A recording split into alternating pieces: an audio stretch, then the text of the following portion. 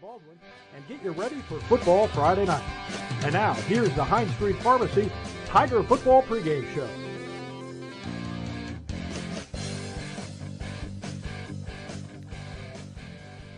Well, welcome to Republic Tigers football on Republic Tigers Sports Week 10 as Republic is back at Branson, just like they were the first week of the season. They're back here again, a little bit chillier, and fewer people in the stands, but it's a playoff game, and it's win or go home from here on out for the Tigers and the Pirates. We talked to Dustin Baldwin earlier in the week about what's coming up. We talked a little bit about the freshman and JV teams and their successful seasons, and then turned our attention to the Pirates, and we'll play portions of that interview when we come back after this on our Hines Street Pharmacy Repmo Football Pregame Show. Hines Street Pharmacy delivers prescriptions right to your door, and they can often save you money compared to what you're paying at the big box pharmacies. And their drive-up window can help you avoid long lines on your way home from work, too. Hines Street Pharmacy. Experience the hometown difference. Role models are more important than ever in today's society. You can serve as a role model for others the next time you display good sportsmanship at a high school athletic event. Good sports are winners and are also vital to preserving our fine sports traditions. So the next time you attend a sporting event, remember to be a good sport and help rekindle the spirit of citizenship. This message has been brought to you by your friends at the Missouri State High School Activities Association and this local radio station. Whether you have a hole in your roof or you're missing a single shingle, you know who to call in Republic. It's Mike Mansker and the team at Absolute Roofing. Give them a call at 869-0444 or find them online at absoluteroofers.com.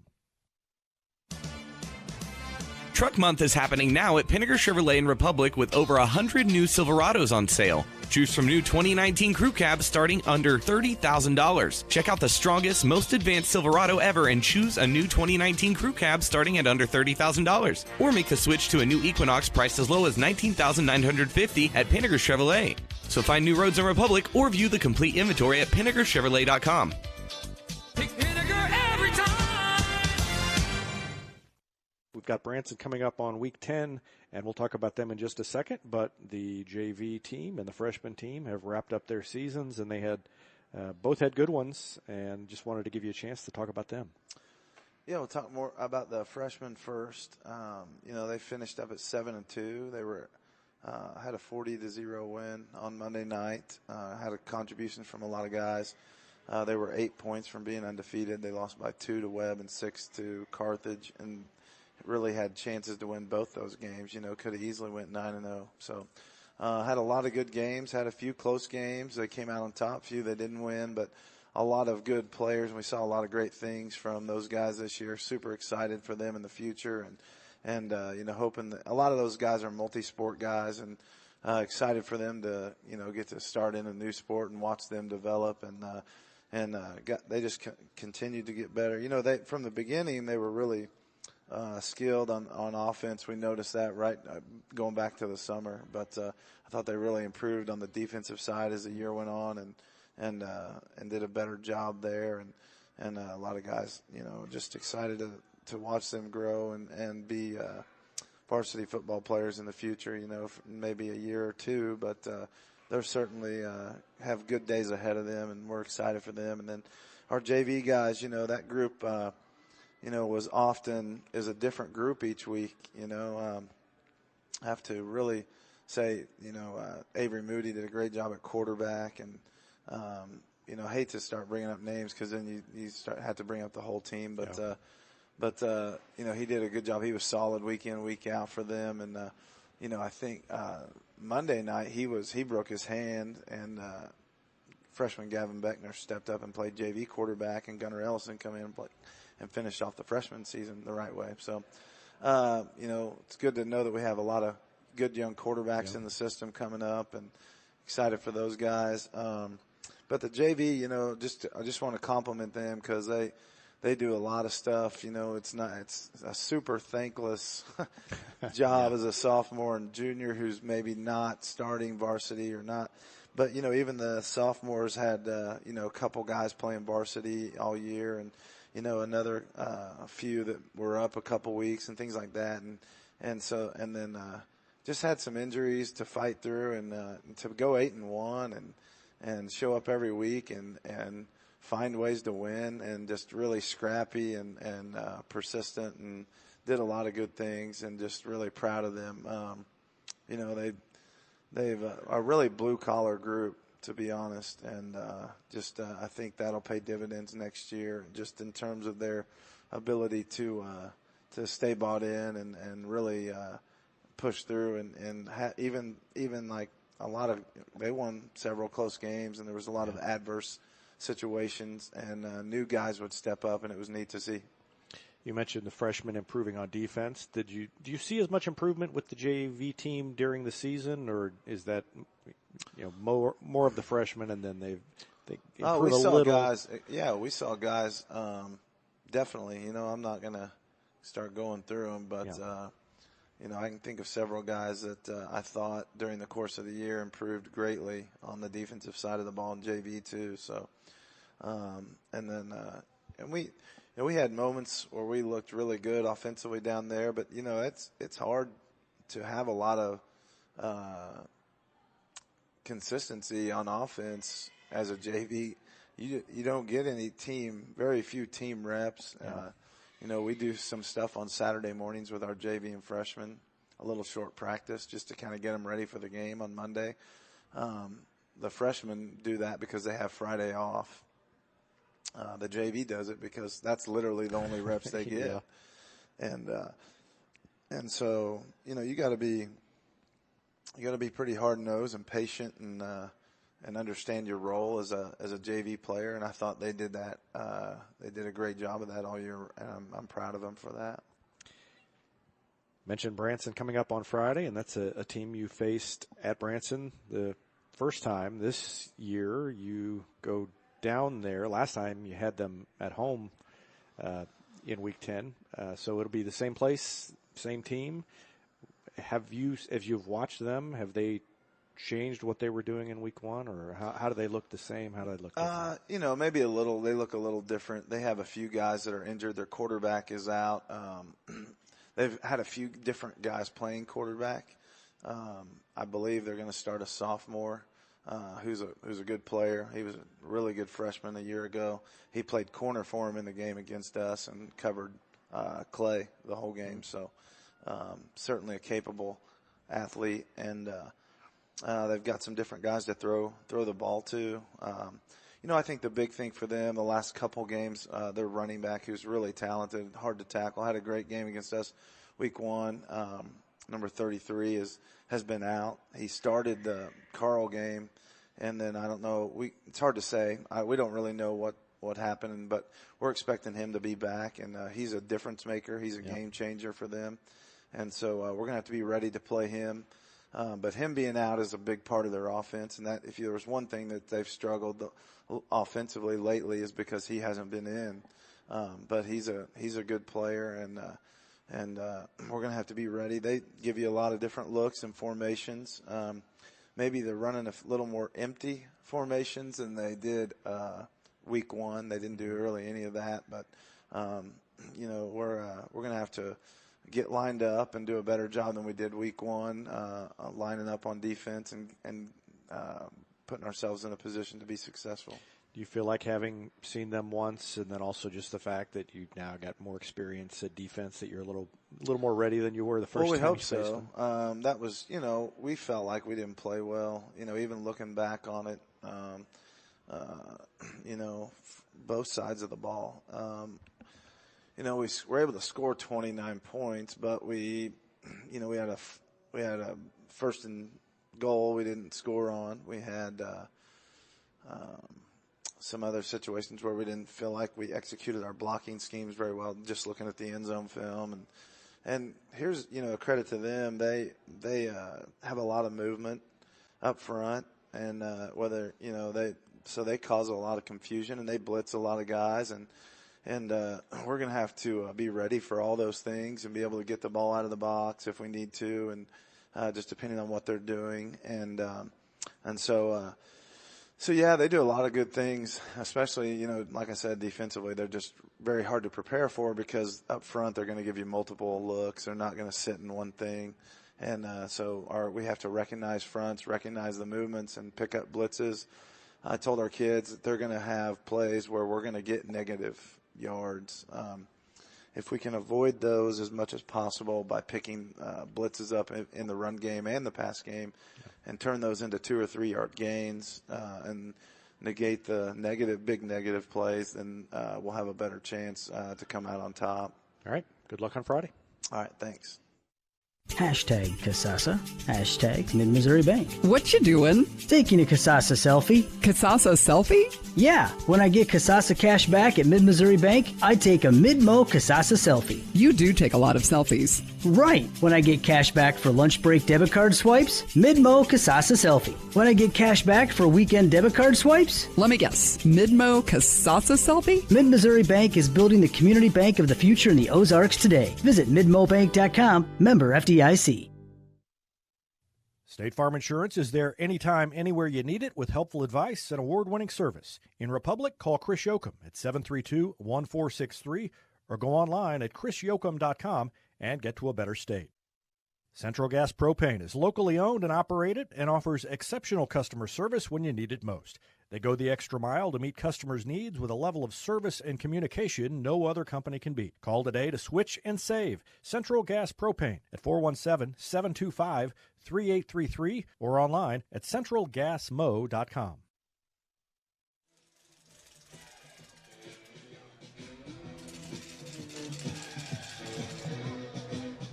Well, welcome back to Republic Tigers football on Republic Tigers Sports. Republic set to take on Branson, and we're going to talk about the keys to the game.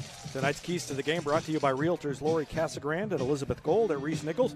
You probably know how well they know Republic after years in the community, and you can check their Facebook page to see all the families who've gotten the keys to their own new homes, thanks to Lori and Elizabeth.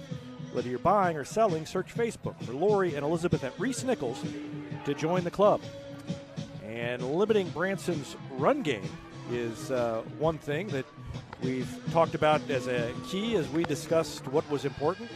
And Rich Miles, I think Jay Hill, whether he's in or out, is going to be a key to that. He had 180 or so yards in that first week, and so the Tigers have to shut down that run game. You're exactly right. That is something that closing down any running lanes is definitely going to be something of a priority for the defensive linemen and the linebackers.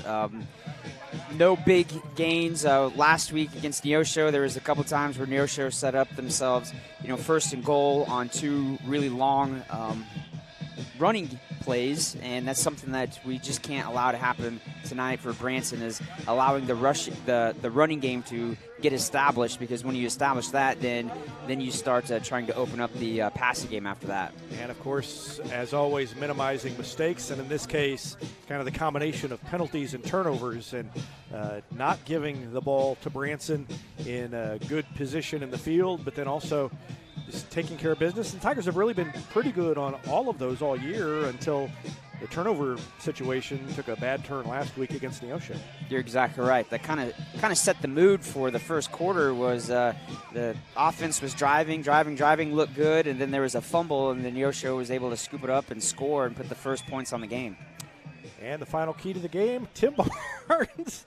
Eat your potatoes. What do you mean by that, Tim Barnes? Well, I'm not sure you named that one, David, but I equate this 4-5 matchup in the district to the minor bowl games. The top 3 teams got a bye. These are the only 2 teams in the district playing tonight. And in college, teams want to start the season, they want to win their conference and go to a bowl game. But there's not too many that want to go to the Idaho Potato Bowl. And so nothing against that bowl, but that's just not what teams aspired to. And there's several minor bowls like that where it's not so much the team that has more talent wins those games. It's the team that has the more desire to win. And I think that's what we've got here. These 2 teams did not expect to be in the 4-5 matchup at the start of the season. So it's most likely whoever wants this more is going to win tonight, and I think that's going to be Republic. I think that is, I think that's an important part of a game like this. I will tell people at the Idaho Tourism Council to direct your emails to Tim Barnes. Nothing against the Idaho Potato Bowl. I would gladly go and attend this year. So that is the keys to the game. Every Friday night, we take a look at those keys, brought to you by Realtors Lori Casagrant, and Elizabeth Gold at Reese Nichols Realty. Let them hand you the keys to your new home. Teams are meeting at midfield, and we will take a quick break and be back with the opening kickoff after this on the Hines Street Pharmacy Repmo Football pregame show. I'm Todd Wojciechowski, Executive Vice President at People's Community Bank. Our mission is to put our communities first, and that's true right here in Republic. Whether it's supporting Republic schools or volunteering for one of the nonprofits doing good work in our hometown, all of us at People's Community Bank are committed to making Republic a better place to live. I hope you'll stop in soon and say hi. People's Community Bank, right on Highway 60. Member FDIC, an equal housing lender. So the other morning, my little girl woke up crying. Hello, nightmare. No, actually, it was an earache. Hello, emergency room. No, not the ER. Heavens, no. Hello, waiting room. Not this time. Hello. Save my spot. From Cox Health. I just went online, picked one of the urgent care walk-in clinics really close by, and they saved my spot in line. That's health care on your schedule and on your terms. Hello, convenience. Visit coxhealth.com to learn more. Southern Sun Electric's a proud sponsor of the Classroom Spotlight. They encourage all student athletes not to settle for just good enough on the field, on the court, or in the classroom. Keep pushing yourself to higher levels and go Repmo from Southern Sun Electric. It's easier than ever to get your Rocco's Pizza fix. Place your order on their website at roccositaliankitchen.net or call them with one tap inside the Republic Tiger Sports mobile app. And don't forget dessert, because Rocco's is serving homemade ice cream prepared right on site. Rocco's Italian Kitchen. Pizza, pasta, perfection. For more than 30 years, Yoakum Automotive has been the hometown auto repair shop you can trust. And with their new digital vehicle inspections, their mechanics will show you exactly what's wrong with your car and let you sign off before the repairs are made. Ask about their shuttle service and loaner vehicles when scheduling your appointment online at yoakumautomotive.com. Elliott Robinson and Company, LLP, Certified Public Accountants, is Republic's local full-service accounting firm, serving as your trusted business advisors. And this year, they're making possible our By the Numbers feature, where we look at stats that catch our eye on the Republic sports scene. Elliott Robinson and Company, conveniently located in the Wildwood Plaza across from Pinnaker Chevrolet, or find them online at ercpa.com. When you need a plumber, you usually need one fast, but you also want one who'll do the job right. In Republic, that's Far Better Plumbing. Whether it's residential, commercial, or you need excavation, call Far Better and let them take away the stress of your plumbing problem. Call them at 864-8703 or find them online at farbetterplumbing.com.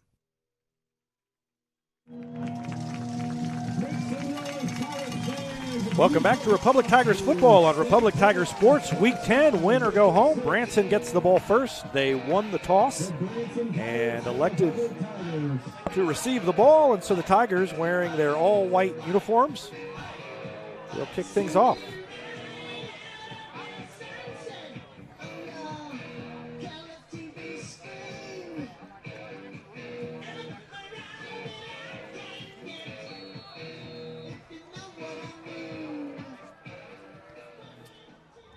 And an end-over-end kick is mishandled and rolls all the way back to the 8-yard line and almost recovered down there by...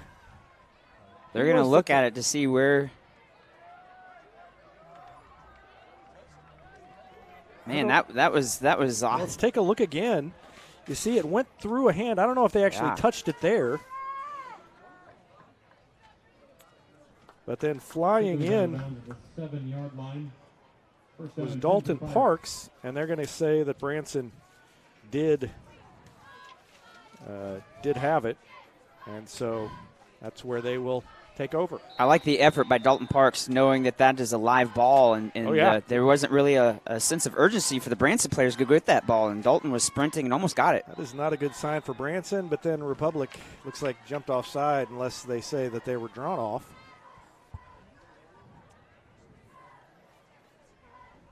Officials will talk it over. It was Justin Sturdivant who moved. Still waiting for the signal from the official. Now they're going to wave it off. There's no flag on the play. That's interesting. Only thing I can think is the whistle hadn't blown or something, and they hadn't been set. They take it around the end and into the secondary goes the running back, Steven Dirks. And that's something that we're going to have to shut down pretty quickly. Gaining huge chunks of yardage on the ground like that on first down is something that our defense is definitely going to have to shore up there. This is going to be a long evening. Yeah, Prevost made the stop. Mentioned Jay Hill, and he is out there now. Looks like he's got something kind of almost like a sleeve on the lower left leg. I don't know if that's related to why he missed the last couple of weeks or not. They fake it to him and give it around to the near side, and a nice open field tackle by Prevost coming up and making the stop on Christian Baruman. Prevost did a great job fighting through the block there. There was someone trying to block him, and he shed his blocker and was able to make the great open field tackle there, allowing the running back no space whatsoever. So second down and basically 10. They had a short loss on that one. And Hill is in the backfield again. Sturdivant almost jumped off on the hard count by Christian Pierce, the sophomore quarterback who did not play during the Week 1 game. And a quick throw out in the flat on the far side. Prevost trying to drag him down, but not before he picks up a first down. That is Brady Blackwell, the junior wide receiver. Number 6, Easton Prevost. That's good for another Prevost, I think, has made the tackle on every play so far. Which one, not so bad. It was for a loss, but as you always say, when Easton Prevost making the tackles from the defensive backfield spot, and that's not necessarily good. So a first down for Branson at the 39-yard line. We'll take a shot of the crowd a little bit later, but it is sparse on a cold night in Branson. Hill has nowhere to go, and he is gang tackled. Evan Smith is on the bottom of the pile. Prevost is in there again. Prevost's been everywhere. I don't know if he'll get credit for half a tackle on that one or not when they go back and look at the film, but he's been a part of just about every play on defense, and it's a gain of very little.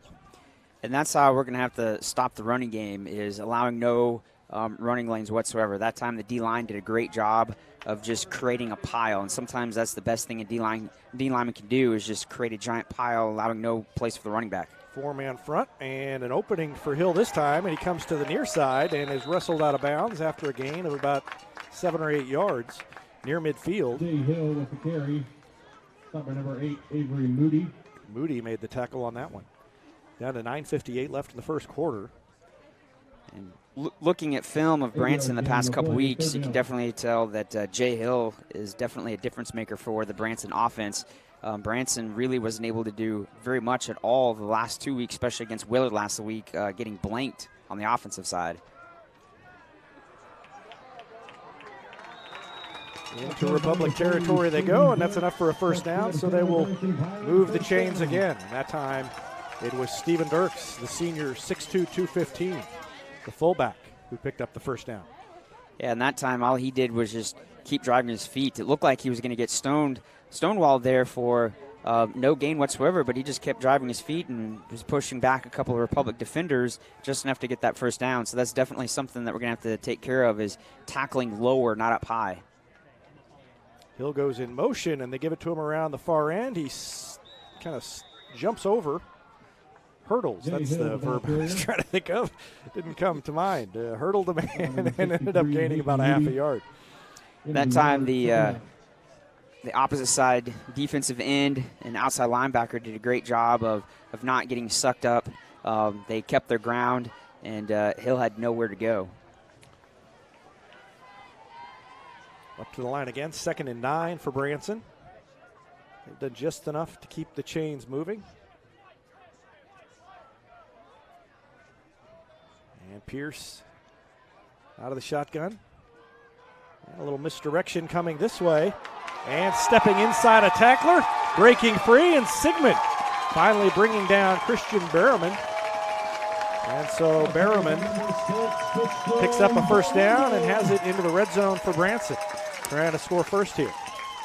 And so far, and Coach Baldwin had mentioned that in the pregame show there, that Branson will come out and show you different formations. And not only have they shown different formations already in this first drive, but they're showing different formations than what we saw Branson line up in week 1.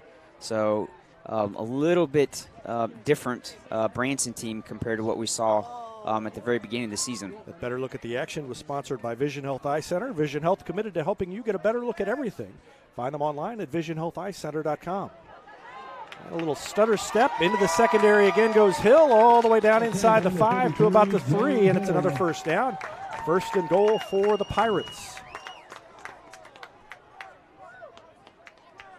And right now, the past couple plays, Branson goes right up on the ball quickly. And into the end zone goes Steven Dirks, the fullback, and just like that, Branson on top 6-0 with 8:11 left in the first quarter. That drive was almost entirely on the ground. I can only think of one pass play that entire drive. So that is definitely something that we're going to have to change, is stopping the run. Make Branson throw the ball, because right now they're just going to keep running it and running it. Extra point attempt is up and through the middle, and it's good, and it's 7-0 Branson. And so we'll take a break with 8:11 left to go in the first quarter. Branson on top. Republic gets the ball when we come back. You're watching Republic Tigers football on Republic Tigers Sports. Any day's a great day to send flowers. Heaven Sent Flowers and Gifts has been your local florist in Republic since 1987, offering free local delivery. Call them at 732-1334 or go online to heavenssentflowers.com. Hey now, Cracker Jack Shack. Cracker Jack Shack has got your back with custom apparel for your club, organization, or business. And they take screen printing to the next level with amazing new software that lets you track your order online from concept to artwork to the finished product. Link it, see it, click it, get it. Only at the Shack. Always on time and right on track. Cracker Jack Shack, we got your back. Cracker Jack Shack.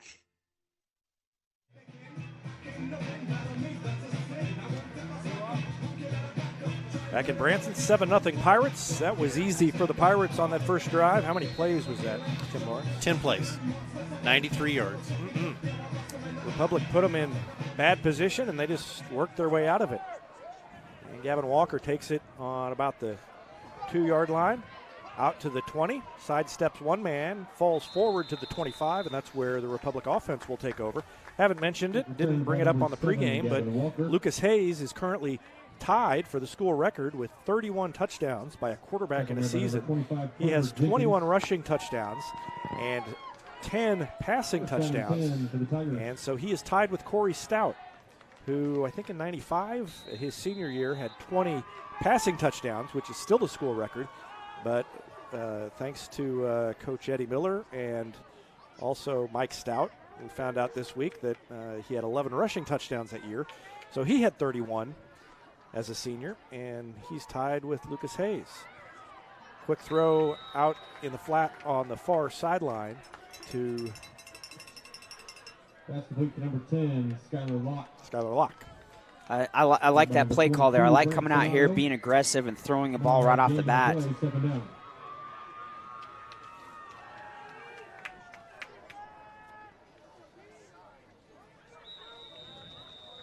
And on the next one, they get about 4 yards, enough for a first down. Okay, by number 2. That was Sigmund picking up the first down of the night for Republic. Sigmund did a good job there of stretching it out, trying to get every inch that he can on that play. Fake handoff, and now a keeper for Hayes. Rolls and now throws, tosses it up the field to Sterling, who is hit hard. Did he hang on? No. Yeah, incomplete. he did. Oh, he did hang on. I thought that was an incomplete call, but he was marking him out of bounds. So a great play by Sterling, who made the catch. Oh, wow. That is definitely a play to watch again. And the replay messed up. So oh, that's okay. It was a play to watch again, but you know, sometimes the equipment doesn't cooperate. But great job of him keeping the ball. Usually when guys get hit that hard, it jars the ball loose. And, I mean, even staying in bounds was not that easy. Sigmund up the middle, takes it across midfield to near the 45-yard line of Branson, and Republic on the move with 7:17 left in the first quarter, trailing 7-0. The play combination here reminds me a little bit of the play calls versus Carthage. Against Carthage, we kind of mixed it up where we'd pass the ball a couple times and run the ball, kind of trying to keep the defense guessing on what you're going to do. 3 wide receivers to the right side. They give it to Sigmund behind a couple of blocks, and what a lead block and down inside the 35-yard line. And lots of credit there for Hayden Moody out front. Hayden Moody got himself a pancake right there. Yep. Watch 63 on the left side of the line. Moody. He just totally flatbacks the guy right there. He came around from the right and knocked the man on his back. That better look at the action was sponsored by Vision Health Eye Center. Vision Health committed to helping you get a better look at everything. Schedule an appointment online at visionhealtheyecenter.com. 6:38 left to go in the first. Republic with another first down. And another handoff to Sigmund. Around the corner, inside the 35, spins and stays on his feet before stepping out of bounds. Picked up a couple of extra yards there at the end of the play by not going down. 6 yards. They only give him 6, so they didn't spot it as far ahead as I thought they were going to. I like any time that we can zoom in and specifically kind of highlight an offensive lineman doing something good, because usually the skill guys are the ones that get everything. So anytime that we can give props to an O-lineman, that's great. And they have done a nice job on this drive. Hayes is going to keep this one, and he is tackled before he could get loose. The tackler was Casey Sadler. It's going to be close. Well, the stick is right there. Yeah. If you look over on the far sideline, you can see the stick is maybe a foot short. They're going to – well, the White Hats he's forward. He signaled first down. But the other guys aren't moving it. There they go. There we go. I don't think anybody was noticing that the White Hat kept saying, move the sticks. So down to the 24-yard line, 1st and 10 for the Tigers with 6:23 now left in the first quarter. And the coach is calling in the play. 3 wide receivers to the left, Sigmund in the backfield with Hayes.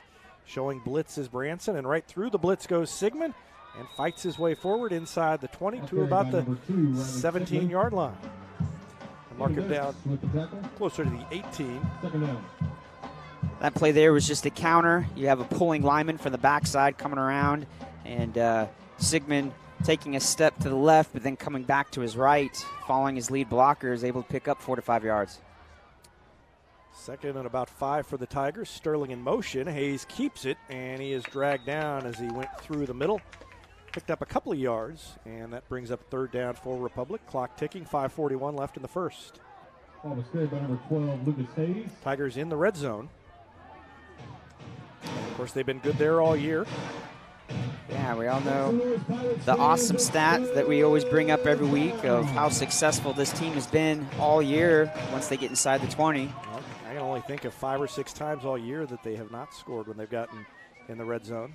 They give it to Sigmund, and he somehow zigzags between defenders all the way down to the 5, but a flag came in behind him at about the 11th, so that one may be coming back. This Tigers trip to the red zone is sponsored by State Farm agent Sarah Rader. Learn more about State Farm coverage and get in the red zone yourself at sarahrader.com.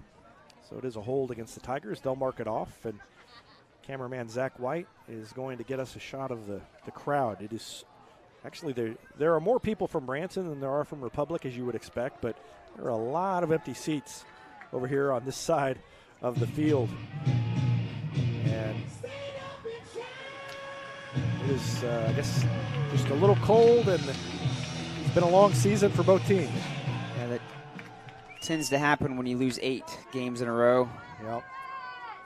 Now Branson still has only 1 win, and that's the Week 1 win against Republic. And a little slant to Locke, who makes the catch near the first down marker. That was a great pass right there. Lucas did a great job of leading his receiver. And a great route by Locke. Yeah. Got right to the marker and got across it. So perfectly drawn and perfectly thrown, perfectly run route. That's the first down for the Tigers. And Locke hasn't had a lot of playing time, but has stepped up the last couple of weeks.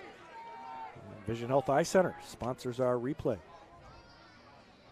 Sigmund has it, moves the pile, and keeps moving the pile. Hayden Moody still blocking, even though Sigmund had fallen down. Moody went about 3 yards further than Sigmund.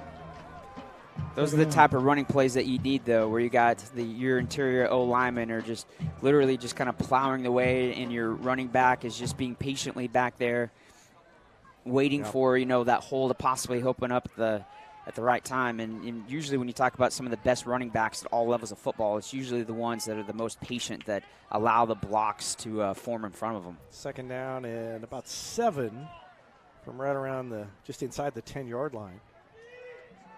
Yeah, Moody's playing like a senior that doesn't want this to be his last week. Hayes is going to keep it, and he is hit. Double teamed as he took the ball out of Sigmund's gut. And a couple of players there to bring him down. One was Steven Dirks, and one was Colton Cooper. Yeah, that time someone just missed their block. You had a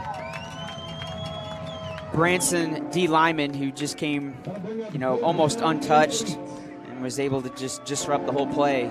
Almost took the handoff himself, the D lineman there that made the tackle. Big third down here. 3rd and 8 from just outside the 10-yard line now. Sterling in motion. Quick throw, and it is overthrown.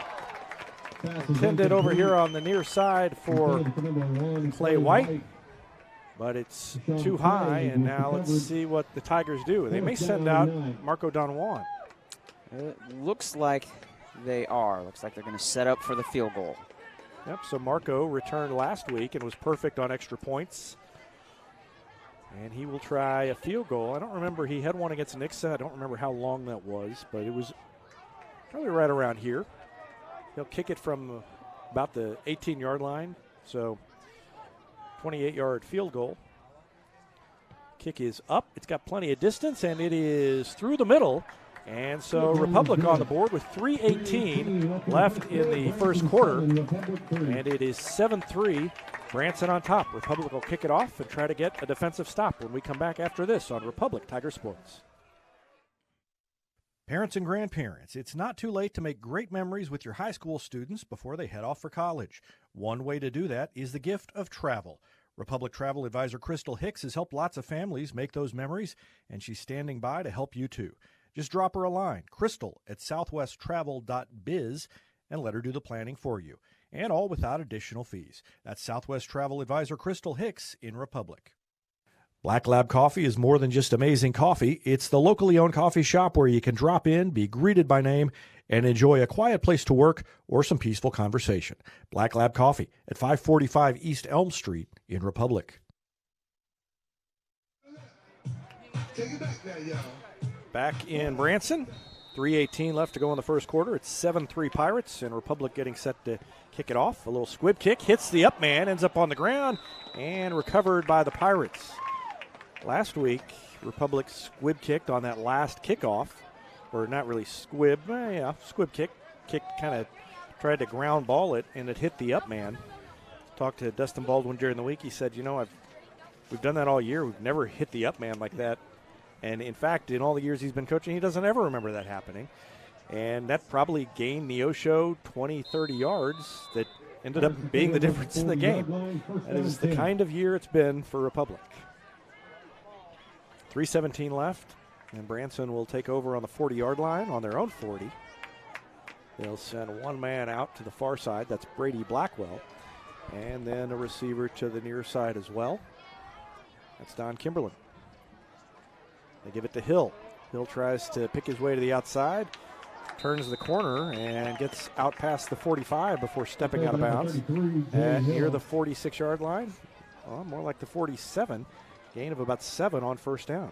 And that's where Jay Hill for Branson has most of his success, is getting on the edge. He's not a running back that is necessarily going to gain most of his yards between the tackles. His speed is, I'm going to try to beat you to the edge, and when I do, I'm going to turn the burners on and try to get huge yards. And Republic almost jumped on the hard count. I thought that maybe Sturdivant went across, but they say no flag.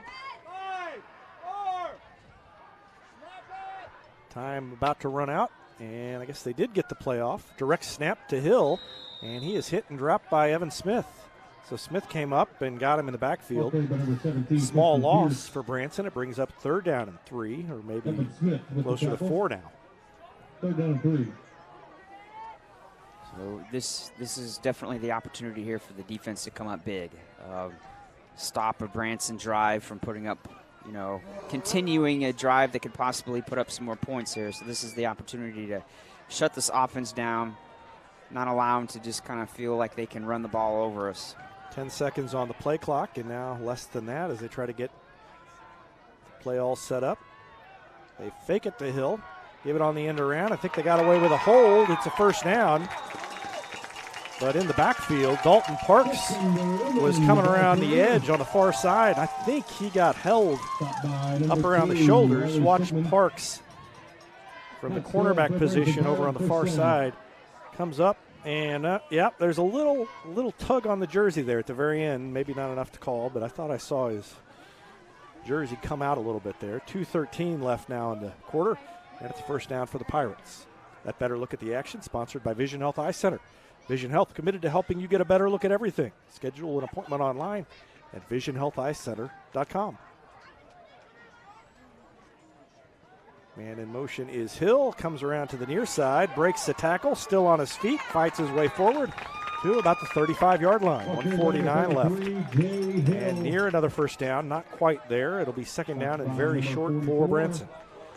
What our defense is going to have to do is they're going to have to make the adjustments with either the defensive ends or the outside linebackers and not allowing Jay Hill to cross their face and get on the edge.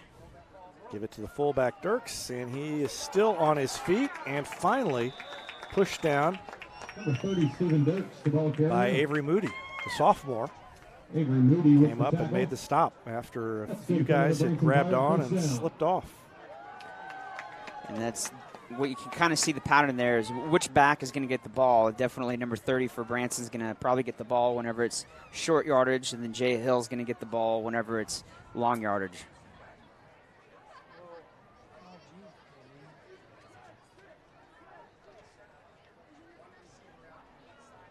Tristan Pierce gets the play from the sideline on the near side of the field, hands it off to Hill, steps right up through a hole, past the 25, almost down to the 20, and almost another 1st down for Branson. Under a minute to go in the 1st quarter. Stopped by number 6, Easton Prevo. Very reminiscent of kind of how week 1 started off between Branson and Republic. Branson having the early success rushing or running the ball in the first half of the game. As time gets set to wind down, we want to thank our 1st quarter scoreboard sponsor, Absolute Roofing, and thank Mike Mansker and the team at Absolute Roofing for their support, long-time support of Republic Tiger Sports. Dirks takes it across the 1st down marker. And the chains will move. The clock will stop temporarily, and Branson will probably get another play off if they want to do it. Don't have to. And they have taken their time. Coach is still calling in the play, though, so 10 seconds on the clock now. And I don't know if they're going to get it. Well, they are lined up, so maybe they will. Nope, less than a second left, and that's it. The siren goes off, marking the end of the 1st quarter, and we will take a break. It's 7-3 Branson at the end of 1. You're watching Republic Tigers football on Republic Tiger Sports. Gold Medal Gyms is where Republic athletes build a foundation for future success. Whether it's gymnastics, cheerleading, or tumbling, young athletes learn skills that prepare them to take on virtually any sport they choose. Sign up for your free trial at their gorgeous facility at Highway 60 and Highway M. Gold Medal Gyms, raising the bar for Republic athletics. Eddie Barbecue Company is home to great barbecue, including the famous Pig Nasty Sandwich. And they're also home to the Mid-Missouri Bank Retmo Football Show every Wednesday night. Go in and check them out or call them for takeout at 732-4BBQ. Every insurance company hopes you drive safely, but Allstate actually helps you drive safely with DriveWise. It lets you know when you go too fast, brake too hard, and gives you feedback to help you drive safer and lower your cost. Contact Republic agent Jesse Pritchett to learn more. That's Allstate agent Jesse Pritchett in Republic.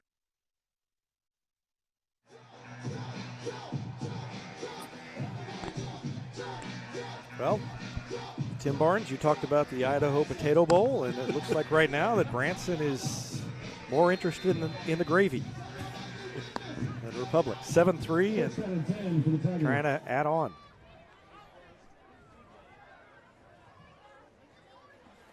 Second quarter underway, and misdirection ball bobbled, but picked up, and then a vicious hit delivered by number 6, but not the number 6 on the defensive end. It was Christian Baruman who lowered the shoulders and took it out on Easton Prevost. But Prevost brought him down. You know, Baruman might feel like he got the better of it, but Primo got the tackle. So Prevost gets the stop, and it is 2nd down and 5. Pierce gives it to Hill, and a couple of men there to meet him. O'Hara is there, and so is Parks, and Hill goes down. After getting back to the line of scrimmage, maybe brings up 3rd down and about 5.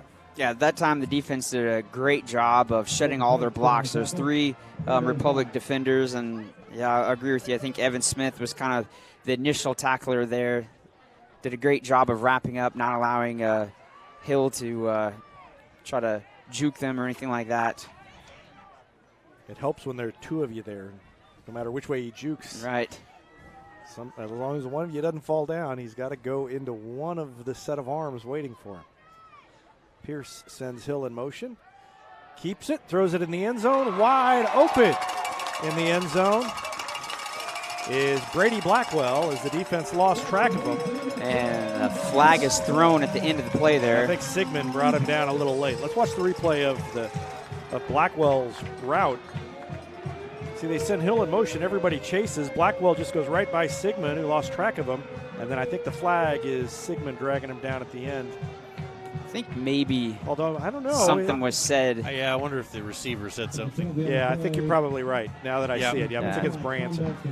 Because the flag didn't come out immediately after the tackle. It was after a little bit of time had passed. So I think Blackwell probably had a few words, and so it's 13-3. But now official comes over and talks to Anthony Hayes, the Branson coach, about what it was for. And they're going to mark it off then on the kickoff. So the touchdown, lots of hand signals going on down there. First he signals the touchdown, then he signals the penalty. And now we're ready to kick the extra point. And it is up and good, I think. Yep, good. And so it's 14-7 or 14-3 rather, with 10:38 left in the second quarter. We'll take a break and be back with more. You're watching Republic Tigers football on Republic Tiger Sports.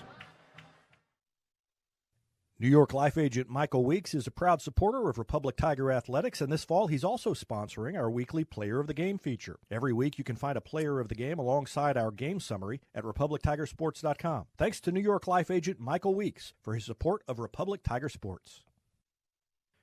Republic Glass has been a part of our community since 1972, and they've been family-owned and operated all the way. Whether it's commercial, residential, or auto, or a mirror or shower door that needs attention, Republic Glass has you covered. Call them at 732-7044. If it's glass, you want Republic Glass on East Harrison, across from the post office in Republic, or at 732-7044.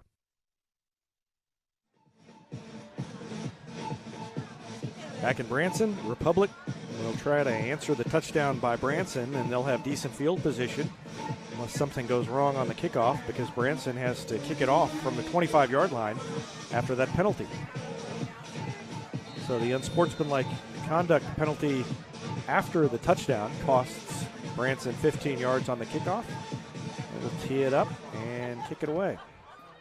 High end over end, taken at about the 20-yard line by Gavin Walker. Out past the 30, past the 40, has an opening out near midfield before finally being dragged down at the Republic 48-yard line. And a good return by Walker, coupled with good field position on the kickoff itself, leads to an excellent starting point for the Republic offense. Yeah, great starting point. Just the way things are going this evening, any little break that we can get to help us out here get back in this game. This is great, starting near midfield. One thing that does is that from this spot on the field, you're almost in four-down territory for the entire drive.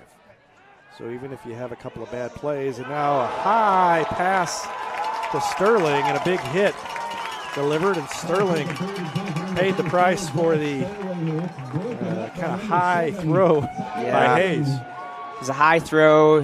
Whenever you have to extend up, you obviously expose your midsection, especially your ribs, and it never feels good to get a helmet or a shoulder pad just jammed right in your ribs, and you don't have any way to kind of brace for it or anything like that. That great job to the Branson defender of being there on the spot. Perfect timing. Yeah, Sterling probably went back to the huddle and was like, "Man, you owe me a candy bar for that."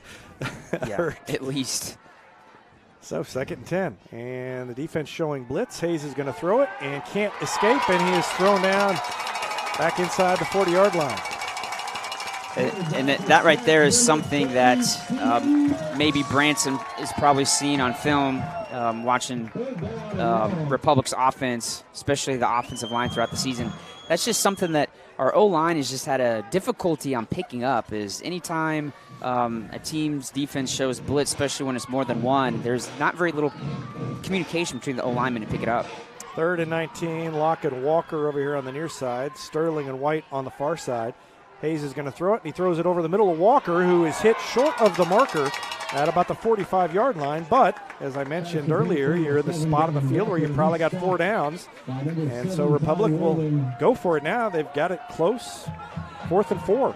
So big play, but at least they're in striking distance. Yeah, and great job to Walker there. He took a huge hit and just kept that ball just cradled right in his midsection there, going down to the ground, but at the same time keeping the ball.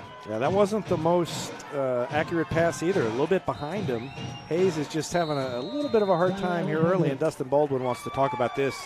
It's an important play coming up, and we'll keep it right here with 9:14 left in the quarter, the first half. Trailing 14-3, and Republic has, throughout the season, when they are going back and forth with the other offense, they don't have the margin to be able to go a couple of drives without scoring. So what do either one of you think would you do here on this 4th and 4?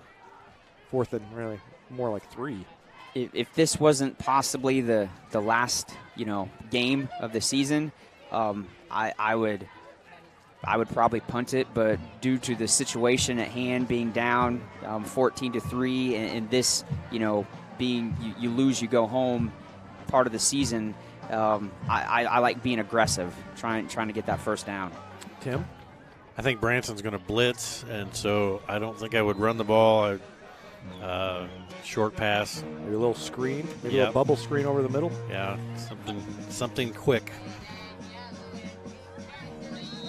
Let's see. 4th and 3. Tigers trying to keep the drive going. Sigmund's in the backfield, and Sterling goes in motion. Maybe that little toss to Sterling. No. Stepping up and throwing behind Walker. Walker couldn't grab it. Walker had a chance. He was open, but couldn't hold on. Kind of had to twist his body to get to it. Let's take a look at it again. See, Sterling goes in motion to the left, and then Walker gets free across the middle, and it was just thrown a little bit behind him. He couldn't hang on. A better look at the action, sponsored by Vision Health Eye Center.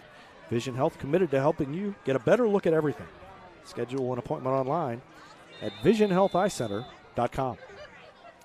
So the defense has got to do something. They've given up 2 touchdown drives and haven't put up much resistance on the first 2. Branson is trying to take a commanding early lead here in the second quarter, already leading 14-3.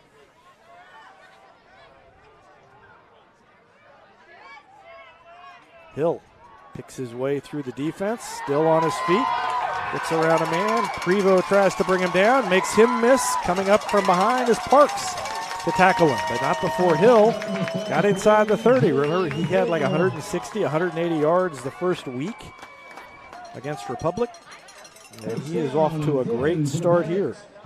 Yeah, as I mentioned, he's definitely a great player that is trying to get to the edge, and that time right there, as soon as he was able to get outside the tight end or the tackle there, he just kind of hits a different gear, and he's definitely hard to hard to take down. He's definitely a player that you're going to have to string out and not allow him to cross your face if you're the defensive end or the outside linebacker to that edge, and just keep stringing him out to where he starts running out of real estate and goes out of bounds. Timeout called by Branson with 8.5 minutes left, and we'll take a break as well while they talk things over. It's 1st and 10 Branson on the Republic 28-yard line, leading 14-3 are the Pirates. They're trying to tack another one on. We'll see if they can after this timeout. You're watching Republic Tigers football on Republic Tiger Sports. Here's a touchdown for your family budget. Combine your home and auto insurance and save money with State Farm agent Sarah Rader. Find her online at sarahrader.com. Vision Health Eye Center. Outstanding eye care, exceptional eyewear. From glasses, prescriptions, and contact lens fittings to emergency eye care, they help your family see, feel, and look better than they ever have before. Check them out online at visionhealtheyecenter.com. The Simplex Insurance Nathan Dixon Agency is Republic's new independent insurance agency, and that means they can shop around to get you the best price to meet your insurance needs. Whether it's home, auto, farm, or commercial insurance, call the Simplex Insurance Nathan Dixon Agency, simplifying your insurance experience.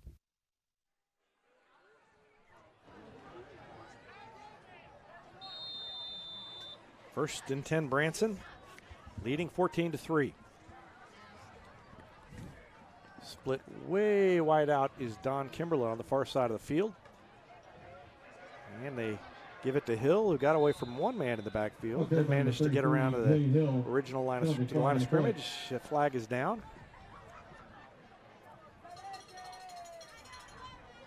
And I'm guessing it's holding. Yeah, holding against Branson, so that'll set him back, and it'll be 1st and 20, and that's a break for the Republic defense. And in that time, even though it was a flag, but Hill wasn't able to get any huge yardage there. The defensive line did a great job of not allowing him to cross their face and trying to get out to the edge. They were able to shut him down. He didn't have anywhere to go, so they just kind of corralled him in for the tackle.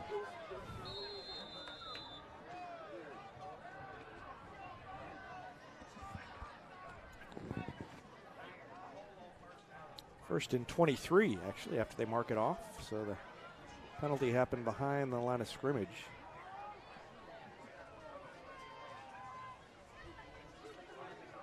Branson takes its time getting the play in. Play clock down to 2. And now they're going to run a little toss reverse and nowhere to go. As coming up and making the stop.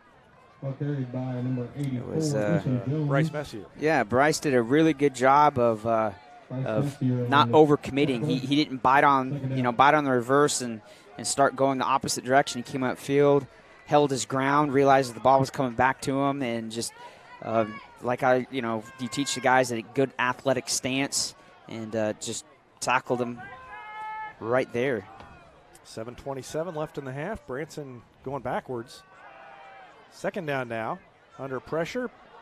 Probably could have been a hold. Yeah. And no flag back there, as in the backfield, Micah Erickson was being turned. Yeah. Yeah. Still going to be, well, maybe not much of a loss for Branson after the final spot, but got away with one. But in any event, they might have declined it anyway. It's 3rd and 26. Right here, you got to think, if you're a defensive player, situational football. This is probably going to be a pass, so don't let anybody get past you. No penalties. Especially automatic first downs. No, it's a run play. I'm real surprised they ran that. Evan Smith and Justin Sturdivant both in there as they stop Pierce, and Branson will have to punt it away. So Tiger defense does get the stop they need. Big play. Yeah, big series. Yeah, that is a very interesting play call by Branson. Kind of a conservative play call considering how much yardage you needed to pick up there. Yeah. I guess they played well on defense. They've been able to pretty much score the first 2 times they touched it without a lot of problem. And the ball is fumbled. And Branson has it. On the 14-yard line. And that's just misjudged, I think. When your punt returners, you always tell the punt returner that if you can't catch the ball cleanly, if you have to run up to it or run side to side to try to catch it, usually nothing good comes out of it. It's a hard time that a lot of times if you have to run to go catch it, just let it hit the ground and just jog away from the football, just get away from it. And that time would have been the best decision right there, is just for the return man to just get away from the ball. Yeah, Gavin Walker it looked like he thought it was coming further than it was and then tried to close ground at the end, but Branson gets the break. Hill slips away from Smith, takes it inside the 10, all the way inside the 5 before Appleberry wrestles him out of bounds. And so the defense had finally gotten a stop, and just like that, they are called back onto the field, and that is a tough situation to be in. You've had a rough year as a defensive unit all season. You get a stop at a big time, and then immediately you go over to get some kudos from the coaching staff, and they call your name and bring you back out, and Hill goes into the end zone, touchdown, and Branson's on top 20-3. That play right there was just too easy. He went in the end zone untouched. He just went off tackle there. That just can't be happening.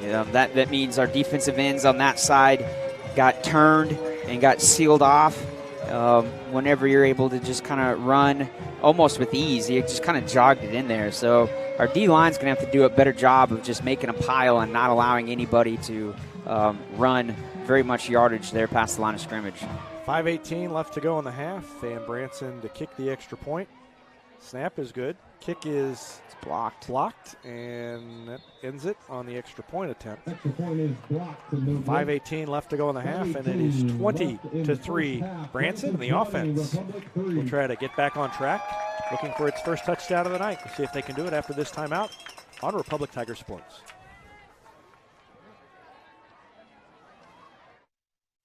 Berry Patch Preschool and Daycare is excited to announce they're expanding to a brand new building on the corner of 174 and Hines. They accept children ages 0 to 12, teach preschool curriculum with hands-on learning and extracurricular activities like the library, the zoo, or Stretch and Grow. Give them a call for your preschool needs at 732-7761. Berry Patch Preschool, an experienced and trusted daycare in Republic.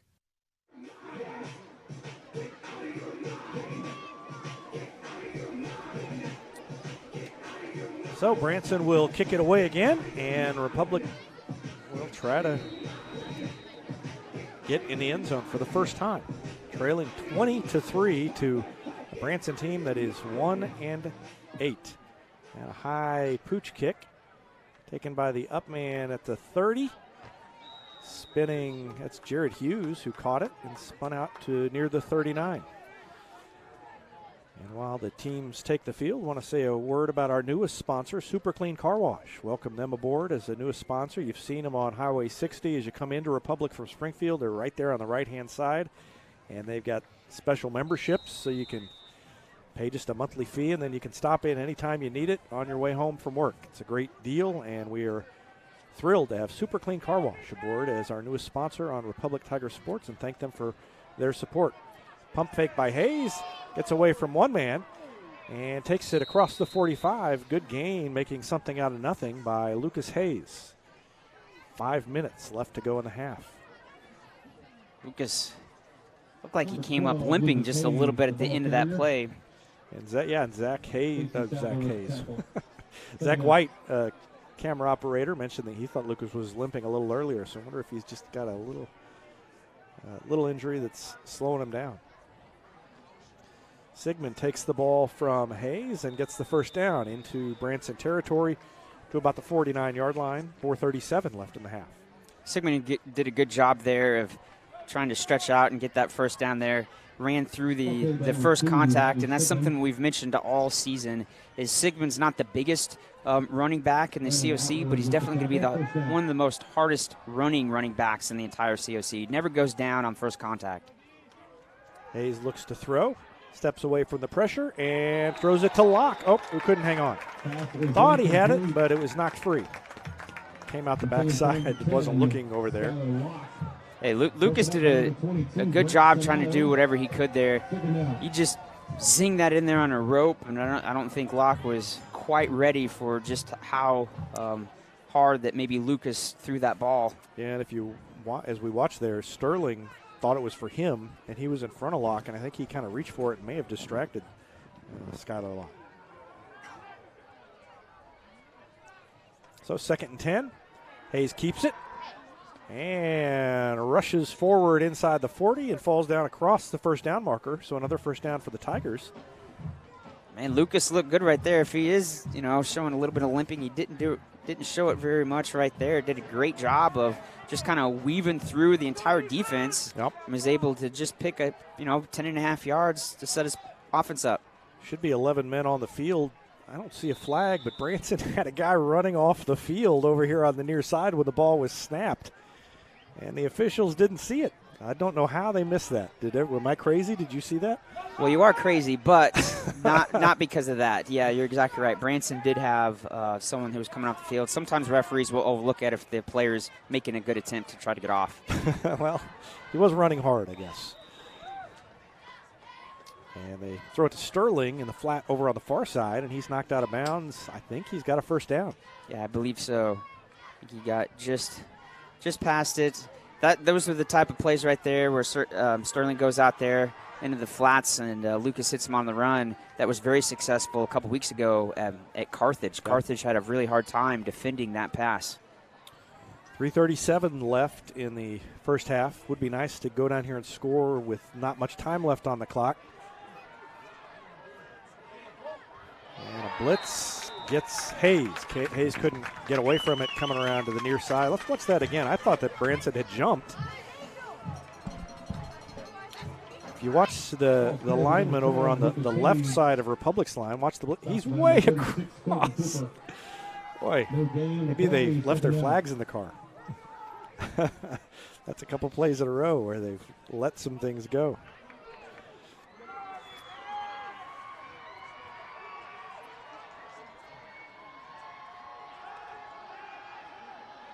Hayes is going to throw it over the middle, and he's got Walker in the end zone. Just short. Oh, boy, what a catch by Gavin Walker. The throw and catch. Yeah. Lucas did a great job of putting that right where it needed to be, and it almost looked like Gavin caught that almost one-handed right there. Yeah. Almost looks like he just grabbed up and just snagged it with one arm. And the knee just touched down. Tigers quickly up to the line.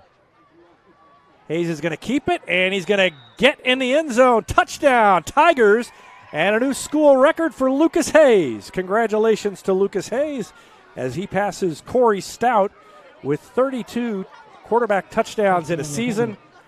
That is his 22nd rushing touchdown of the year, and he's got 10 passing, so he's got 32 total, passing Corey Stout, the great quarterback from the 1990s that you played against, Rich. Yes, 1995.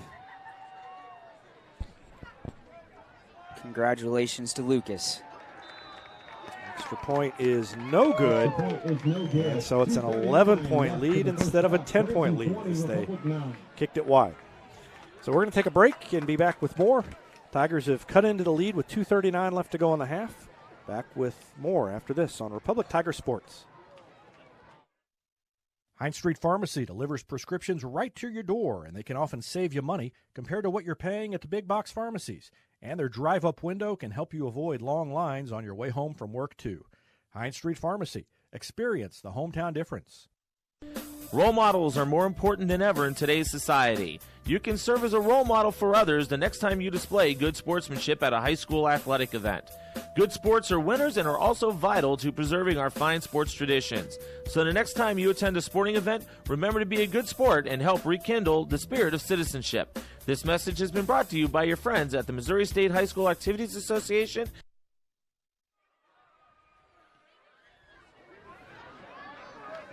Kick taken at the 30 and out to the 45, the 46 before finally being brought down. Kick returned by number 41, Austin Hadler. I'm afraid Republic may have scored too soon. Yep. Austin Hadler with the return. And yep, I'm thinking the same thing. They seem to be actually running kind of a hurry-up offense there. last few plays. Yep. I wonder if it's just kind of, sometimes when you hurry up, it makes the sense of urgency just makes you play better. I wonder if the coaching staff just thought, we look a little flat. Let's see if we can speed them up by doing that. Hill through a big hole on the right side of the line into Republic territory to about the 48, 2:26, and the clock continues to roll. Number 72, I think Branson still got 2 timeouts left also that they could possibly use here. Two for each team, so 2:12 left. A little more of a hurry, but still not. That was a hard count, so they're still taking their time. And they're going to throw it, and it is incomplete. Thrown a little high, and coming up and making a hit was Prevost. And falls incomplete as Ethan Jones couldn't hang on. Third down, but the clock stops with 1:56 remaining in the half. Those are the passes that the receivers, like you said, you go back to the huddle and you kind of give a look to your QB like, hey, man, I'm the one that's out there exposing my midsection to the defender that's coming up and just trying to, break every bone in my body. How about we get that ball down a little bit lower? And, I mean, in the quarterback's defense, it is cold. So it can't be easy to hang on to that ball. And now a first down. Ball carry by Christian Karuman, the junior.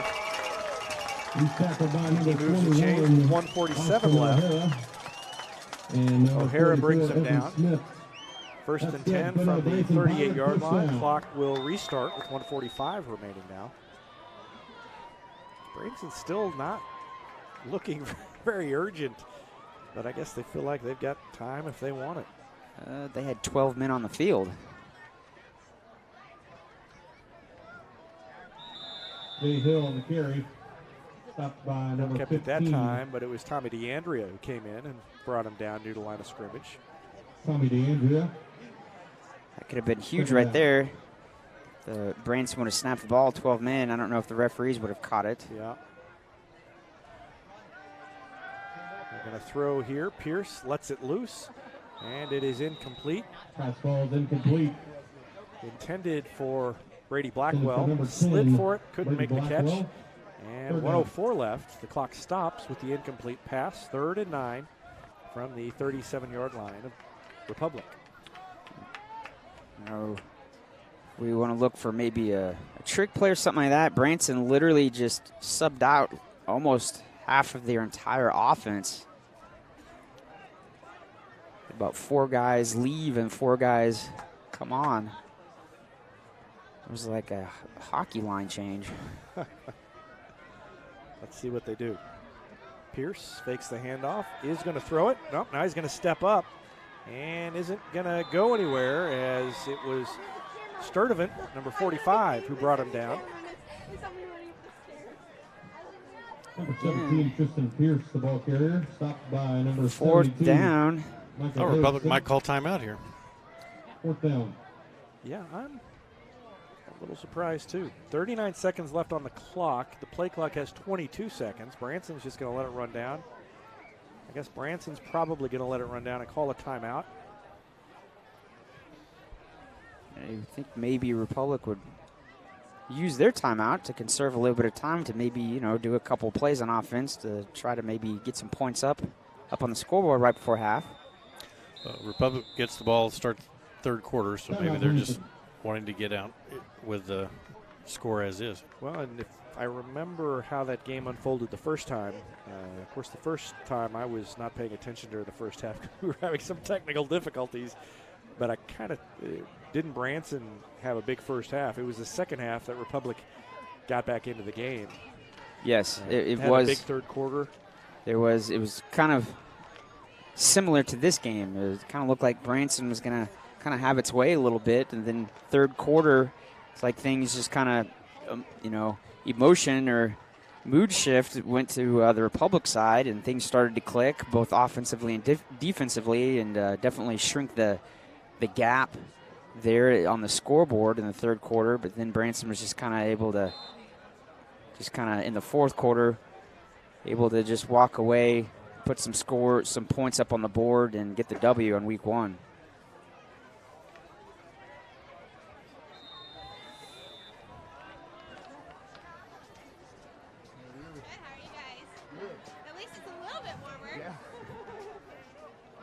Give it to Hill. Big hold right there. Got away with a hold. Oh, there's the flag.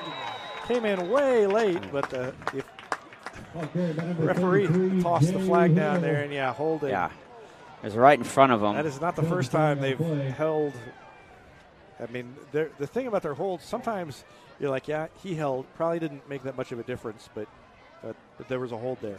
The times that I've seen holds tonight, it's basically been the thing that sprung the ball carrier on those plays.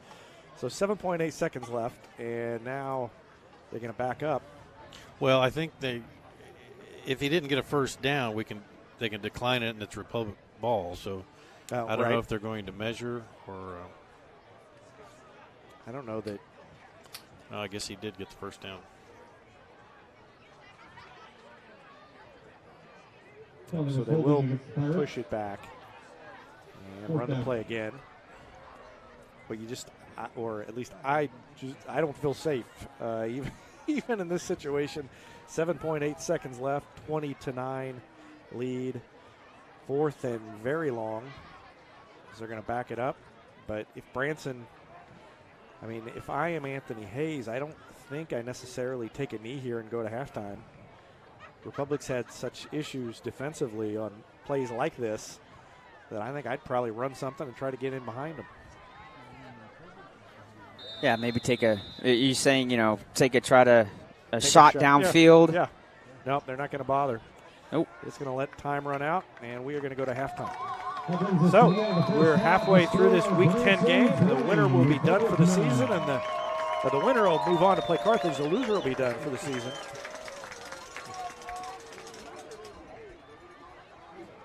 And it's 20-9 Branson. So we're going to take a break and be back with our Gold Medal Gyms halftime show after this timeout on Republic Tiger Sports.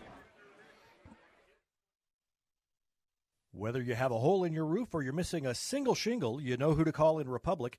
It's Mike Mansker and the team at Absolute Roofing. Give them a call at 869-0444 or find them online at absoluteroofers.com. Truck Month is happening now at Pinnaker Chevrolet in Republic with over 100 new Silverados on sale. Choose from new 2019 crew cabs starting under $30,000. Check out the strongest, most advanced Silverado ever and choose a new 2019 crew cab starting at under $30,000. Or make the switch to a new Equinox priced as low as $19,950 at Pinnaker Chevrolet. So find new roads in Republic or view the complete inventory at PinnakerChevrolet.com. Pick Pinnaker every time.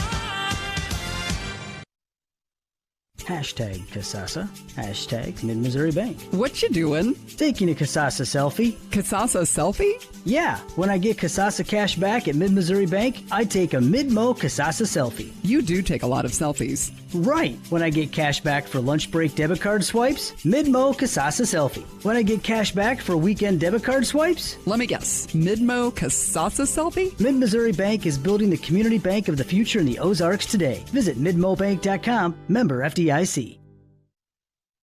State Farm Insurance is there anytime, anywhere you need it with helpful advice and award-winning service. In Republic, call Chris Yoakum at 732-1463 or go online at chrisyoakum.com and get to a better state. Central Gas Propane is locally owned and operated and offers exceptional customer service when you need it most. They go the extra mile to meet customers' needs with a level of service and communication no other company can beat. Call today to switch and save. Central Gas Propane at 417-725-3833 or online at centralgasmo.com. I'm Todd Wojciechowski, Executive Vice President at People's Community Bank. Our mission is to put our communities first, and that's true right here in Republic. Whether it's supporting Republic schools or volunteering for one of the nonprofits doing good work in our hometown, all of us at People's Community Bank are committed to making Republic a better place to live. I hope you'll stop in soon and say hi. People's Community Bank, right on Highway 60. Member FDIC, an equal housing lender.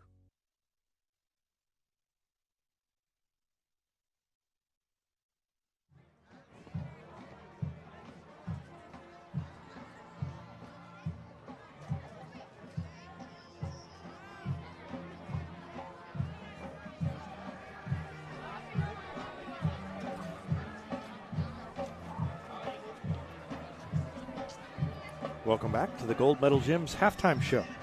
Week 10 of the football season, Republic and Branson, and the Pirates with a 20-9 lead. The running game for Branson was something that we talked about needing. Republic was going to need to control that, and they did not do a very good job of it in the first half, and that's part of the reason that Branson leads by 11 points here at the midway point. And Rich Miles, obviously, as you said, Jay Hill, who had the big game in week 1, is a key part of this offense, and that was evident as he returned tonight, just in time for Republic, and has put up a big first half. You're exactly right. Coach Baldwin had talked about, and anybody who's kept up with scores in the COC, Branson hasn't been putting up very many points at all in the past couple weeks, and some of that had to do with Branson losing both their starting QB and Hill being out, and he's such a fast player. As I mentioned before, our defense has done a poor job of not containing him between the tackles. Once he gets past the tackles or the tight end that they have out there, he's able to get it on the edge. So when you teach your D linemen, especially the D ends, you say the ball never crosses your face. It doesn't make any difference who's got the ball. It could be a person going in motion. It could be the running back. It could be a reverse, the QB, whoever. You never let the ball cross your face. So you keep your outside shoulders as you teach them free, so you don't get hooked or sealed off there. And that's kind of been the real difference there with Branson's offense versus our defense. As soon as Hill is able to get out on the edge and their linemen either can seal off our D end or come up and block our linebacker that's coming up to try to make the play, he's able to get 5, 6, 7, 8 yards a play. And once he gets out on the edge, he's so difficult to take down. He kind of reminds me a little bit of Sigmund, not the biggest person running the ball, but definitely a fast individual that is not going to go down on first contact. And this definitely is a Branson team emotionally out there playing a lot tougher than what I've seen on film Branson play the past couple weeks, especially against Willard last week. Branson just kind of seemed like they were going through the motions watching the film versus Willard. Willard, I think, won pretty big, like 42-0 or something like that last week. So this is definitely a different team with Jay Hill out there. Yeah, and as you said, it just looks like right now Branson is the team that has a little more fire, at least in the first half. And so that's translated to a big lead at halftime. But it happened in week 1, and Republic came back and made it close, then gave up a touchdown late and ended up getting away from them. But second half, for the most part, belonged to the Tigers in week 1, and we'll see if they can do it again later on as after they return from the break. Tim Barnes, do you have first half stats for us? I do. Lucas Hayes was 6 out of 10 passing for 70 yards. He rushed the ball 7 times for 26 yards and a touchdown. Riley Sigmund, 9 carries, 49 yards. And for the Republic had 62 yards passing, 75 yards rushing, total of 137. For Branson, Tristan Pierce, 2 out of 4, 27 yards. Jay Hill, 13 carries, 82 yards and a touchdown. Steven Dirks, 5 carries, 37 yards. He had their other touchdown. And they had 27 yards passing, 171 rushing, total 198. So they outgained Republic by about 60 yards. And it felt like it. So, yeah, it's been this way all year, but, it reminds me, the most noticeable was probably Carthage. I think we didn't notice it necessarily against Carl Junction because it was still early in the season, but you just got to score every time you touch the ball. You said that, Tim, during one of the breaks. Like, the defense has not been able to slow down opponents.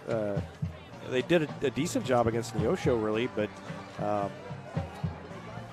way this game started, you just had the feeling that Republic getting that field goal, having to settle for a field goal on that first drive was going to be pretty tough to overcome. And then when they didn't score at all on the second drive, that's a big hole. The defense did get a stop then, and then Republic just turned it right back over. So that was a tough one. And it's definitely tough when you inflict the damage to yourself.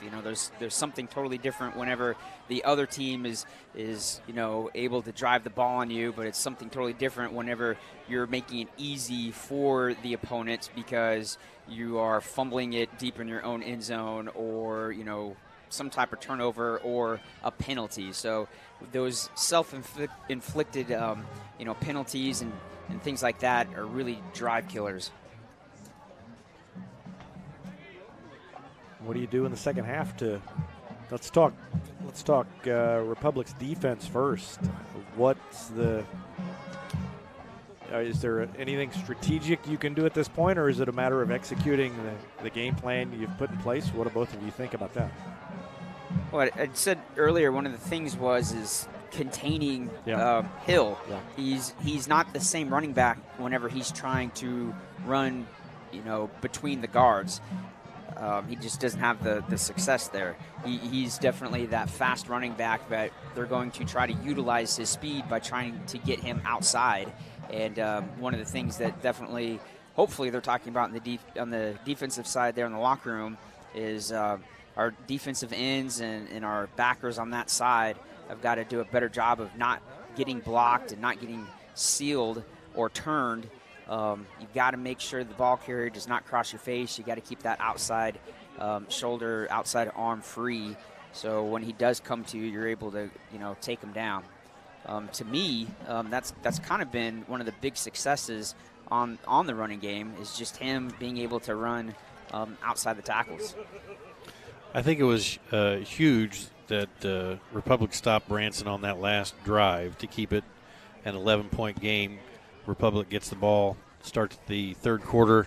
It's almost a must touchdown drive, and if they can do that, then then we've got a ball game.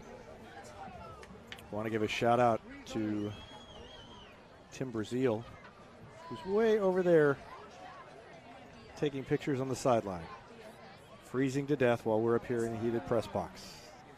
He's been down there all night, and so we'll have photos, as always, after the game is over. I'm a little surprised. I assumed he would come up here for the Heat at halftime, but he elected to stay down there. You never know when the picture opportunity is going to present itself, and so he's down there, and he's done a good job all season. But as always, after this one's over, we'll have pictures and a game wrap, and we'll have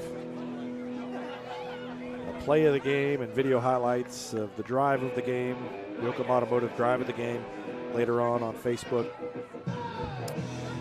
And so you can follow us there. Follow Republic Tiger Sports, by the way. I don't say this very often, but you can follow Republic Tiger Sports on Instagram. If you're not following us on Facebook, you can find us there. And everything that goes on the website, RepublicTigerSports.com, ends up going to Facebook and also to Twitter. Search for Republic Tigers, Republic_Tigers on Twitter, because Republic Tiger Sports was too long when I created the account 10 years ago. So you can follow us in all those places, and just keep track. And on YouTube, if you're watching this on YouTube, but you can also subscribe to the channel on YouTube, and then you'll get a notification anytime a broadcast goes live. And we'll, of course, have any future football games this season next week if the Tigers can come back here. But then basketball will be starting up pretty soon. So we'll have a lot of basketball games, and you can follow along as the Tigers and Lady Tigers play that. It's been a pretty successful fall in sports. The softball team, I think, finished with 18 wins and lost in the district championship game, but they had a good season. Tennis team had a great season. And, Katie Stiles and Hannah Morgan ended up qualifying for the state tournament in doubles. And the team qualified as a team for sectionals, and then 5 of the 6 players qualified for individual sections. And that was a school record for them. Miha Nambara is running in the cross-country sectionals tomorrow. And so good luck to her. She's had a fantastic year, a sophomore. And we'll see what she does tomorrow, trying to qualify for state. And when she's done with cross-country, she'll turn around and suit up for Chris Flood and Tori Mooneyham and the Lady Tigers on the basketball court. Soccer team starts districts next week, and they've struggled to score this year, but have lost so many one-goal games. I think of all of their losses, all but 3 of them now have been by 1 goal. So they've had. I talked to Kevin Howe, the coach, and he says, we've not got the greatest record, but we've been right in every game, and so we feel like we can beat anybody when districts roll around. That'll be at Ozark next week. District play will begin. And coaches always say I don't like to name players, because once I name one, then I'm afraid I'm going to forget somebody. I'm forgetting whole sports while I do this list. Swimming team is first ever swimming team, and they've had a good year. And Bryce Martin, I think I mentioned last week, won the COC championship in 100-yard backstroke, and they swam at regionals in the prelims today, and don't know yet who got through. And Rich Miles playing charades over there. Motions. Golf team, of course, had 2 players qualify for state, Reagan Holmes and Clara Frauenbarger. Thanks, Rich. I would not have thought of that. And then I don't know how many that is. I think I'm still missing one, but I got a whole half to think of it. It's like you're the grandparent that can't name all their grandkids. but talking about, but you still love them. Yeah. Oh yeah. I love them all equally. But talking about the winter sports officially starts up on Monday. So wrestling. I know I got a lot of wrestlers in the classroom. They're all talking about how they're having to cut back on what they eat right now. They're all thinking about weight, and you mentioned basketball, and I love doing this right here, but I also love the basketball season too. I've been the official score there, the bookkeeper down there at the scores table for this will be the 18th year in a row that I've done that, and I get the best seat in the house down there in the scores table mid-court, and I can't wait for that to start up, especially when Coach Fisher shared the boys and girls schedule, and I always look forward to that the Republic Invitational that always starts up right after Thanksgiving. Are you the timekeeper, Rich? I am not the timekeeper. They have got someone for that, but I'm the official scorer. So it's fun because obviously I cheer on the Republic and I always want them to win, and I got the best seat in the house. But at the same time, I got to keep track of 100 things down there. So sometimes it does, especially if it's a close game or both coaches are doing crazy timeouts and every second they're bringing someone in and out. I got to keep track of that. But anyways, love it. Can't wait for the winter sports. And I know that there's a lot of games that you also broadcast live for the boys and the girls basketball games. And speaking of winter sports, I would be remiss if I didn't mention girls swimming. So girls will kick off. What do you don't kick off a swimming season. You don't tip off. They'll dive into the swimming season at the same time. So it'll be girls swimming for the first time. The boys are in the fall and the girls are in the winter. So you've got, instead of 3 sports now in the winter and 7 in the fall, you've got 8 in the fall and 4 in the winter. And so they'll be starting up pretty soon too, and it'll be a fun winter for the Lady Tigers swim team. And exciting because, as we've joked with the boys all year, every time you get in the pool, you got a chance to set a school record, especially that first time. And and in fact, Bryce Martin at the COC meet, he set all of the kids. This was the first year for an official COC meet, because they hadn't had enough teams to make it official before now. So everybody who won their event this year is the COC record holder in that event. The teams are taking the field. And that's going to wrap up our Gold Medal Gyms halftime show.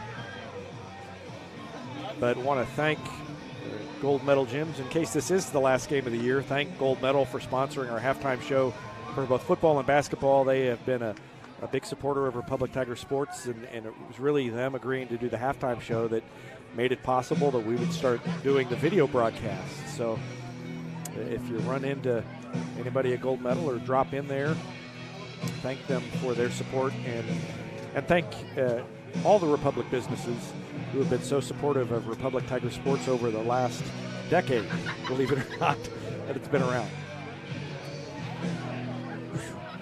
Tim, we did this on the side, we were on the sidelines for football. Yes. And it's only been, I guess, 5 or 6 years that we've been up in the warmth of the booth, but glad we started the broadcast. Yes, the booth is much nicer. Yeah, on a night like this. Here we go. Third quarter.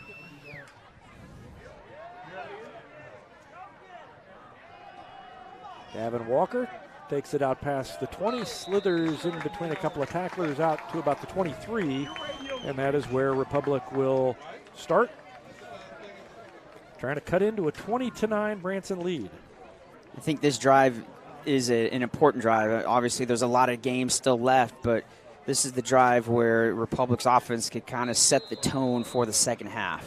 If we could drive down here and put some points up. Two backs in the backfield, Sterling and Sigmund, and Walker goes in motion, and they direct snap it to Sterling, who almost slipped and fell in the backfield, but kept his footing and didn't go down and gained about 3 yards on first down. You're right. I think he kind of tripped and fell, and I think he was kind of like bobbling the ball just a little bit too, so that play could have been disastrous to start the second half, but a great job of making something out of nothing. Sterling, Walker, and then Clay White over on the far sideline. And Skylar Locke on the near side, and a blitz, and Hayes gets away from it and turns the corner and is hit at the end of the play, but not before he got out past the 40, and I think it was Hayes who ended up delivering the punishment on that one. Hayes is a big kid. Yeah, that was number 7, Ty Whirling for Branson. Yeah, Whirling's 5'11", 165, yeah. So if there's a head-on collision. That's kind of helmet-to-helmet contact there. He led with his head, and he led with it with his head down, too. So that's something you don't teach. You keep your head up. It leads to injuries. If he were taller, it would have been worse. But Hayes is tall enough. Okay, the number 2, Riley Sigmund. Hayes, 6'1", 190. Number 63, and I actually think he's a little taller than 6'1". Second down. 2nd and 6. It's a good way to start the drive here, picking up positive yards on each play. And they're going to pitch it to Sigmund. And cuts inside a tackler, gets free, and has the first down. Down to the Branson 45-yard line before he's spun down by Whirling. 10:34 left in the third quarter. Republic moving the ball to start the second half.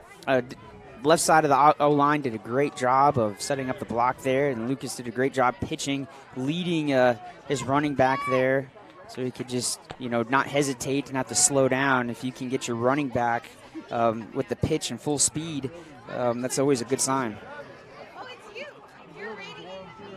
Sigmund takes the handoff, and he's got running room all the way inside the 40. Gains about 7 on first down. So it'll be 2nd and about 3. This drive here is probably one of the better consistent drives I think we've seen all evening for the Republic offense. It almost looks like they have a little bit more pep in their step, a little bit more energy. I think I agree with you. I wonder what halftime was like. Walker in motion and a direct snap, and Sterling misses it, but there's a flag and illegal procedure. Oh, wow. That's actually a good thing. Yeah, let's watch that again. I wonder what. I didn't see anybody move, but yeah, it definitely saved us. Take it. Somebody kind of raised his back end. Yeah, it wasn't very much. No, I'm surprised. I think it was McKinley Woods might have gotten called for it. That's the best penalty he's ever committed. They waited to blow the whistle until the ball was rolling on the ground. Yeah. It's week 10 for everyone. 9:29 left in the third quarter. 2 wide receivers to each side. Sigmund with Hayes in the backfield. They fake it to Sigmund. Hayes is going to throw it. Steps up. Has to tuck and run and picks up a couple of yards to about the 42. But it'll be 3rd and long, about 7 for the Tigers. And there's another thing that I want to, congratulate Lucas on, besides, his record there with the touchdowns, is that kid is so tough. Not too many quarterbacks take the beating that he has taken throughout the season and is still standing, upright on week 10. And he's got a lot of running room up the middle into the secondary, down to about the 26-yard line, picks up the first down. Lucas Hayes. And again, Lucas takes a big hit there, and he just bounces right back up like it's nothing. And this won't be the last time he competes as a Tiger, win or lose, because unless things change, but he's on the tennis team too, so next spring he'll be out on the tennis court. 8:34 left in the third quarter.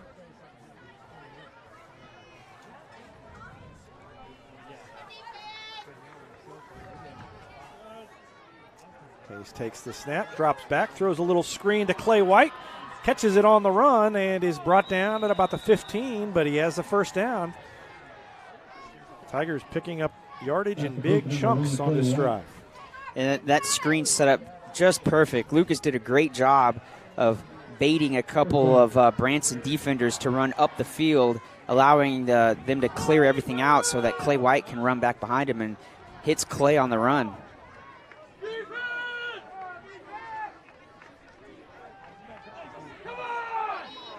Sigmund, 15, down to about the 11-yard line. I think maybe the Tigers got away with a little bit of a hold coming around the corner that time. Second down. Sigmund did a good job there with the situation he was given. He really didn't have anywhere to run, and he was just trying to keep stretching it out the best he could, and was able to find a small little hole and able to gain a few yards there. Ended up getting about 3.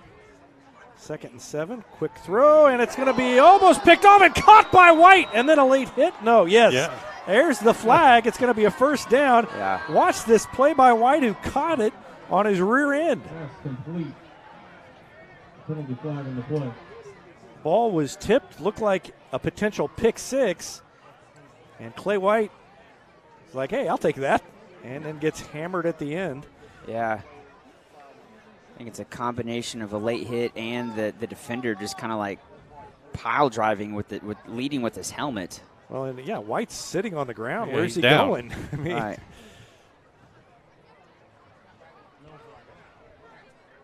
Yeah. So, yep, it's going to be a big mark-off for the Tigers. Yeah, he signaled there, hitting the offensive player in the head.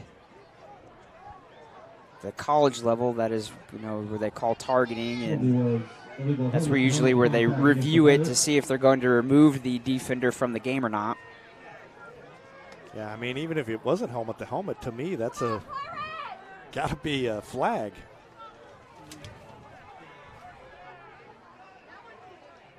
That was a huge play, though. That was a pick 6. Yes. Branson Yep. catches that ball. And just the presence of mind by Clay White to make the catch.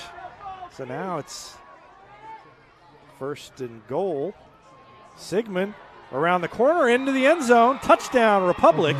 And with 7:10 left to go in the third quarter, it's down to 20-15, a 5-point game. Let's see if the Tigers go for 2 here, maybe. That would cut it to a 3-point game. Yeah, they're going to line up and go for 2. That better look at the action, sponsored by Vision Health Eye Center, committed to helping you get a better look at everything. Find them online at visionhealtheyecenter.com.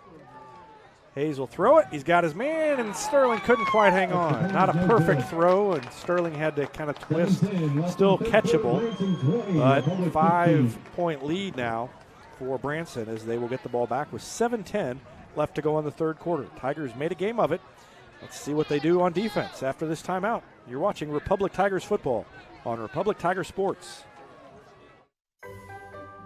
So the other morning, my little girl woke up crying. Hello, nightmare. No, actually, it was an earache. Hello, emergency room. No, not the ER. Heavens, no. Hello, waiting room. Not this time. Hello. Save my spot. From Cox Health. I just went online, picked one of the urgent care walk-in clinics really close by, and they saved my spot in line. That's health care on your schedule and on your terms. Hello, convenience. Visit coxhealth.com to learn more. Southern Sun Electric's a proud sponsor of the Classroom Spotlight. They encourage all student athletes not to settle for just good enough on the field, on the court, or in the classroom. Keep pushing yourself to higher levels and go Repmo from Southern Sun Electric.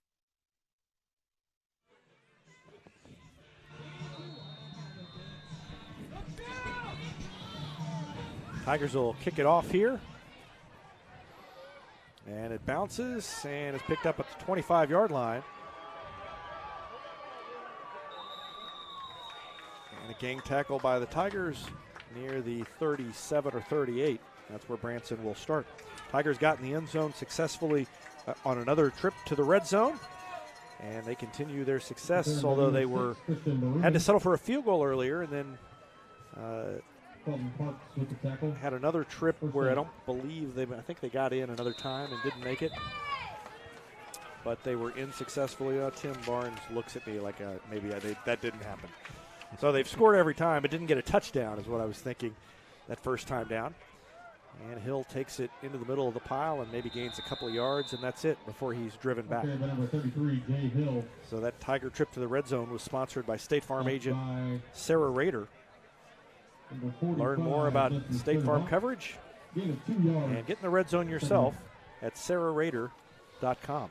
And going back to the previous play there, that's what we need there is Jay Hill for Branson to stay between the tackles, not able to bounce outside or anything like that. That's when he's the most dangerous. So if we can contain him between the tackles or the tight ends, the defense can definitely turn things around in the second half. 6:21 left to go in the third. Oh, I thought they faked it to Hill. He actually took it, and he is wrapped up by Evan Smith, who got there first. O'Hara is there as well. Dalton Parks was in on the tackle too, and Hill slow to get up. Well, and he's a little gimpy there, just kind of limping. Doesn't look like it's going to keep him, force him off the field, but you can tell he's favoring that leg. 5:48, and the clock ticking now. In that time, our defensive end and outside linebacker did a great job of not allowing him to bounce it outside. They contained him and kept their outside arm free to make the tackle. Pierce in motion. Trying to get away from the pressure. And DeAndrea from the front. And Pierce on the carry. Cody Morehouse from behind. Cody Morehouse brought it down. Yeah, Cody Morehouse, if we were to watch that again, Cody Morehouse was held big time, and he was able to shed that hold and ended up coming back and making the tackle. That's the crazy part. Big series for the defense there. Yep, and they're going to force the punt. 4th and 8. High snap. Punted away. Boy, you can hear that punt. That's a booming kick. It's going to bounce once, twice, and then Gavin Walker says, I don't want any part of that, but then it takes a Branson roll all the way down inside the 5 to the 4-yard line. He may have been a little hesitant, obviously, after the last time, the fumbled punt return. And, when you're the guy back there, that's always kind of in the back of your mind. The next time that you're returning it is the last time this wasn't very good and didn't end up very well. So, do I have the alligator arms and just kind of let it hit the ground, or do I try to go and try to make the catch? 56-yard punt. And when he kicked it, I could hear it sounded like it was a booming kick, and it went a long way, even before the bounce. So Lucas Hayes in the shotgun is back there in the end zone, and so is Riley Sigmund beside him. Sterling goes in motion, and a quick throw to Skylar Locke, who catches it and is driven out of bounds, but not before he makes the catch at about the 10-yard line. No, just short of the 10. Gain of about 5 on first down. That's definitely aggressive play calling. Not too many times are offensive coordinators, feel comfortable having their quarterback throw a pass out of their own end zone. It worked that time, and it's second down and about 4. They gave him 6 yards on it. Showing blitz. Sigmund runs right into the blitz, but got away from both men, and now he's got a lot of room. Up the sideline, past the 40, and rolls over a man out to about the 45. And a big run by Riley Sigmund to get him out of a hole, and that was big.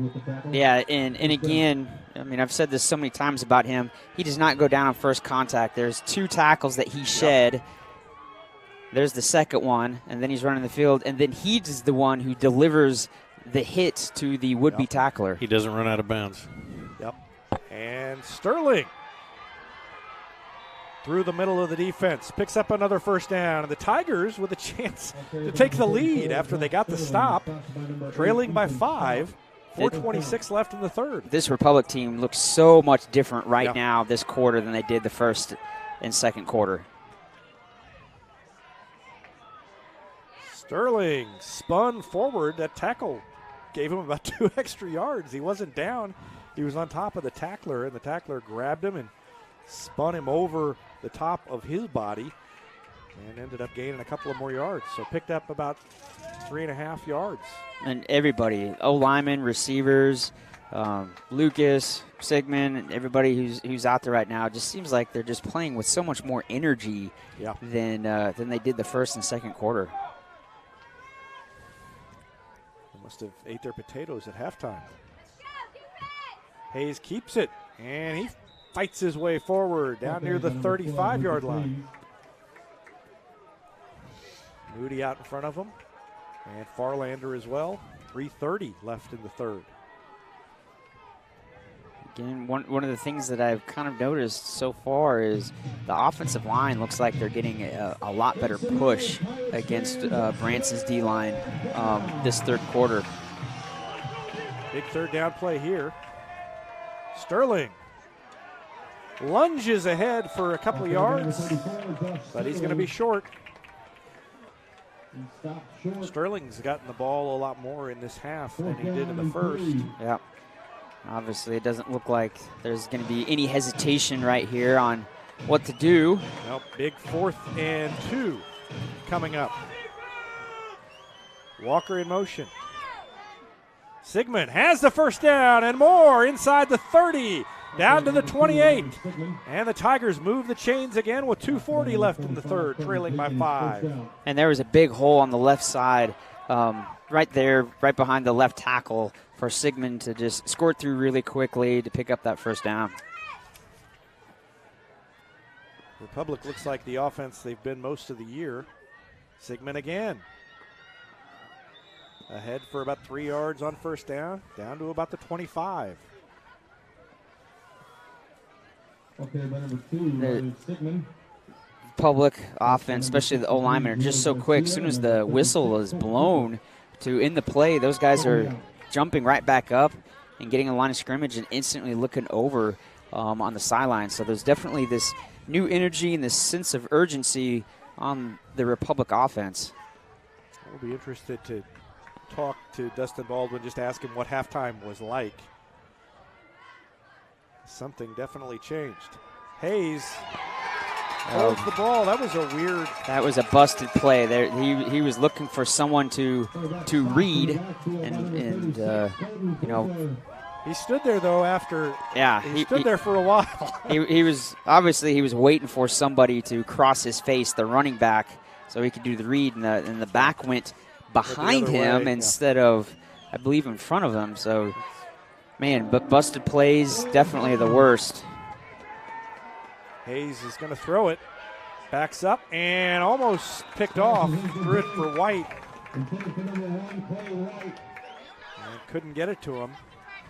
And it brings up fourth. 1:15 left to go. Tigers look like they're going to go for it here. Yeah, and this is definitely a tougher fourth down compared to earlier fourth downs. past fourth downs have been 4th and short. This one is 4th and 11. What are they going to do here, Tim Barnes? Well, I think they're going to throw the ball. That's a cop-out. Hayes is going to keep it, and he got away from one man, and he can't quite get the first down. Hayes, with the second effort, got close, but came about 2 yards short. Watch. And he did everything he could, and even at the last second, he stretched out. Yeah, he gets hit at about the 25, 27, and then just couldn't quite shed that last tackler soon enough to get the momentum back up again. So Branson takes over, but the thing that drive did is it did flip the field position, and now Branson's got a ways to go. And what was kind of the killer in that drive was that busted play where obviously you had someone going the wrong way, and again, in self-inflicted wounds has been something that has definitely plagued this offense throughout the season. Hill bottled up after a gain of about 3.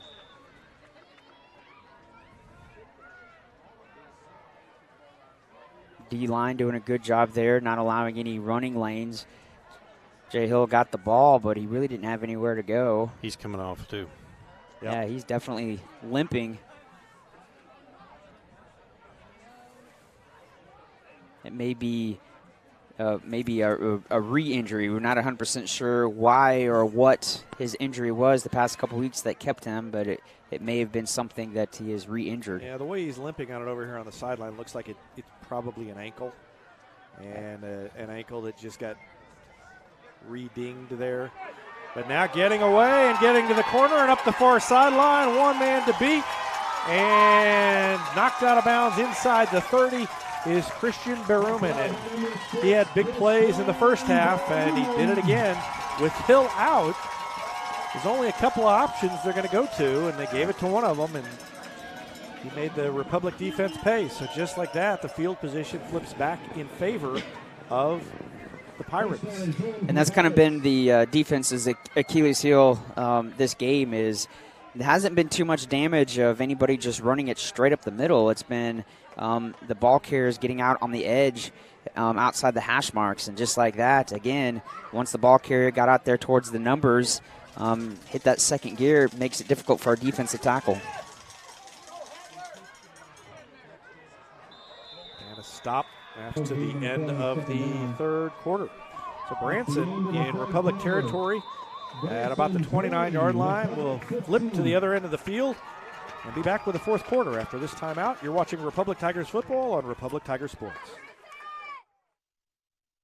It's easier than ever to get your Rocco's Pizza fix. Place your order on their website at roccositaliankitchen.net or call them with one tap inside the Republic Tiger Sports mobile app. And don't forget dessert, because Rocco's is serving homemade ice cream prepared right on site. Rocco's Italian Kitchen. Pizza, pasta, perfection. For more than 30 years, Yoakum Automotive has been the hometown auto repair shop you can trust. And with their new digital vehicle inspections, their mechanics will show you exactly what's wrong with your car and let you sign off before the repairs are made. Ask about their shuttle service and loaner vehicles when scheduling your appointment online at yoakumautomotive.com. Elliott Robinson and Company, LLP, Certified Public Accountants, is Republic's local full-service accounting firm, serving as your trusted business advisors. And this year, they're making possible our By the Numbers feature, where we look at stats that catch our eye on the Republic sports scene. Elliott Robinson and Company, conveniently located in the Wildwood Plaza across from Pinnaker Chevrolet, or find them online at ercpa.com.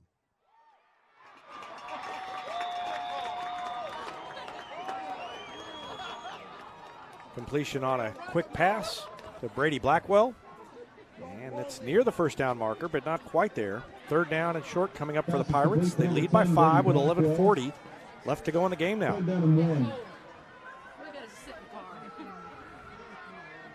Take their time coming up to the line.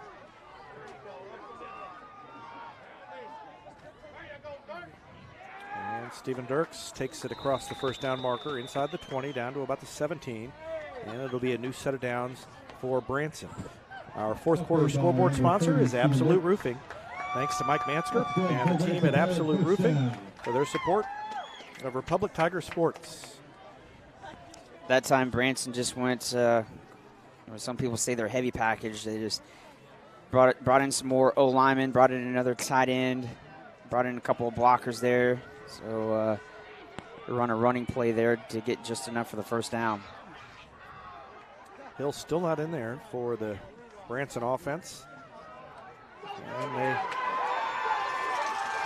have a big game down inside the 5 and into the end zone, touchdown. Another big run by Christian Baruman, and Republic really hasn't had an answer for him when he's gotten the ball. And that puts them back up by 2 scores, 26-15. So as good as things looked in the third quarter, boy, it does seem almost like a replay of that first game. It seems like that's what happened again in the first game, where Republic got behind, came back, made it close.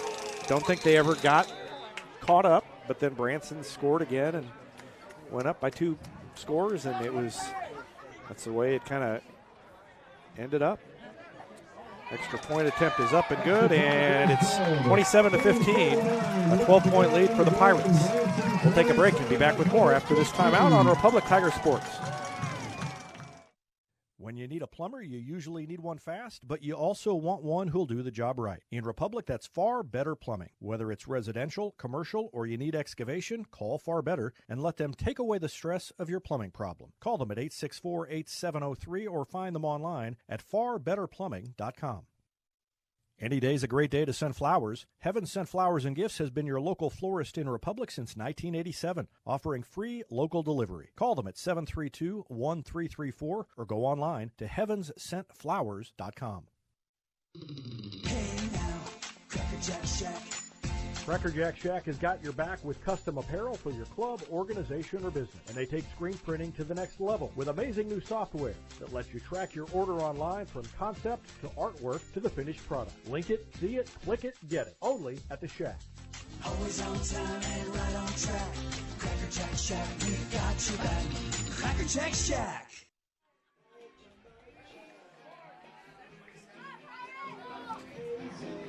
Well, the defense will have to step up next time they're on the field, but first it's up to the offense to keep pace. 27-15, Branson with a 12-point lead now, and the Pirates will kick off. And it's going to go to Sterling at the 5. To the 15, the 20, the 25 before being dragged down. Tigers will start on the 25-yard line, 75 yards to go, trailing by 12, and the season on the line.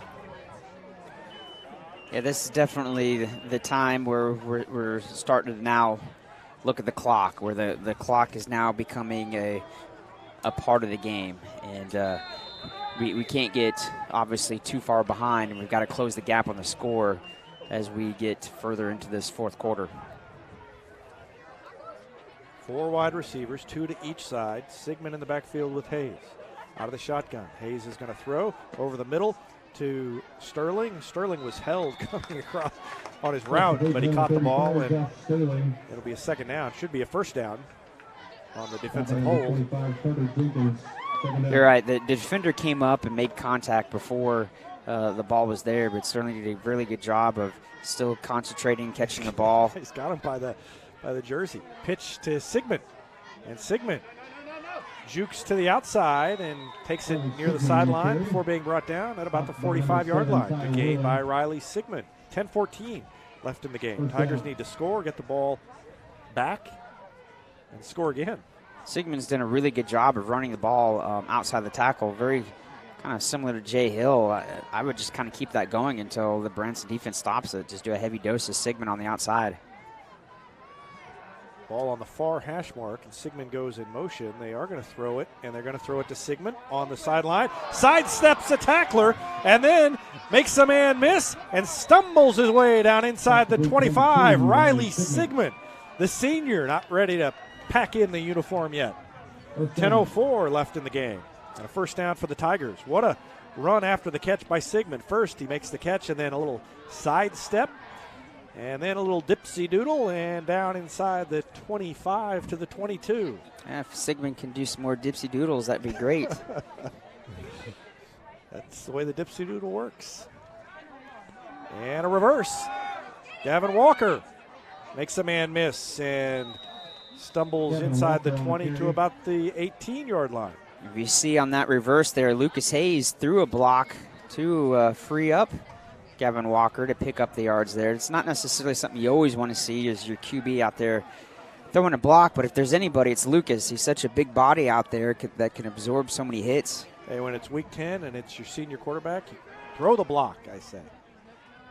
Sterling on the handoff.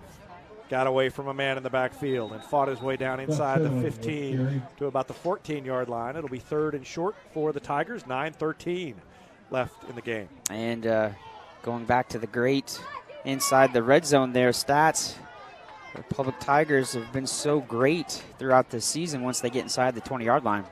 Yep, this Tiger trip to the red zone, as always, all season sponsored by State Farm agent Sarah Rader. Learn more about State Farm coverage and get in the red zone yourself at sarahrader.com. Hayes keeps it and drags the pile, and a little hit at the end. Brought down at about the 10. Let's watch that replay. Watch the end of this. Lucas did a great job of dragging several Branson defenders. Yeah, kind of got hit from behind as he's falling down. Well, we're going to go back to Sigmund. Inside and into the end zone. Touchdown, Riley Sigmund. So they got up to the line quickly, and you saw the tail end of Riley Sigmund getting into the end zone and makes it a one-score game. That's what I was talking about just a little bit ago. They've had a hard time defending Riley Sigmund that I would have just, heavy dose of Sigmund, and then it has worked on this drive. And he took a huge hit there at the end as he got in the end zone and got right back up like it was nothing. 8:31 left to go in the game, and Republic has it down to 6. They'll kick the extra point here. Don Juan missed his last one. He'd been perfect, and it hits the post, and no good. So it remains a 6-point game. Should be 4 if they'd made them. Well, no, let's see. He missed. Yes, okay. But they went for 2. Yeah, they went for 2 and didn't get it. So it should be a 3-point game, 27-24. If he'd made the first one, they wouldn't have gone for 2 the second time. That's why I hesitate. That's why I do not do math on the air. Well, maybe next time we'll talk about the history of extra points. There we go. Then we can do that, and I'll talk all you want about the history of football. All right, be thinking during the break. Timeout here, 8:31 left in the game. Back with more after this on Republic Tiger Sports. Parents and grandparents, it's not too late to make great memories with your high school students before they head off for college. One way to do that is the gift of travel. Republic Travel Advisor Crystal Hicks has helped lots of families make those memories, and she's standing by to help you too. Just drop her a line, crystal@southwesttravel.biz, and let her do the planning for you. And all without additional fees. That's Southwest Travel Advisor Crystal Hicks in Republic.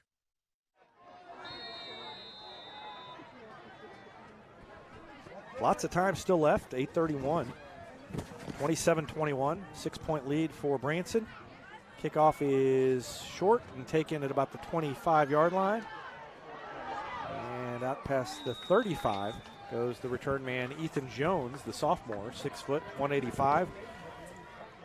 Before being brought down. The wind has shifted, and the wind has started blowing into the press box a little bit. And temperature has fallen quite a lot since we entered the press box earlier in the night. It was in the 50s when we got here, and pretty sure it's in the 30s or close now.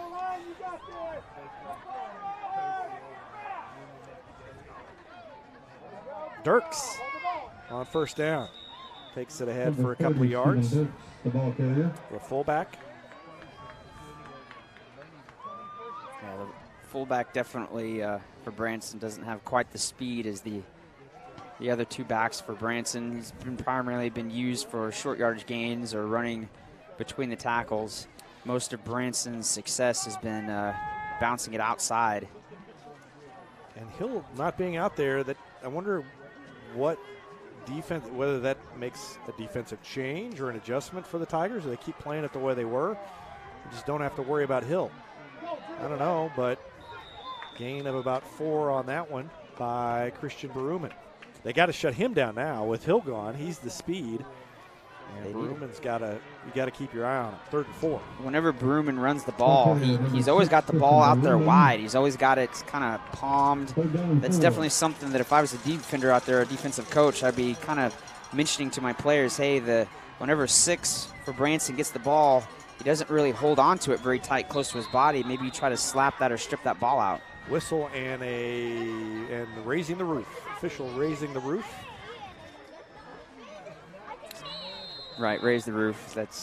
They had 40 seconds on the play clock. Start the clock, but they changed it to 25. I get what you're talking about.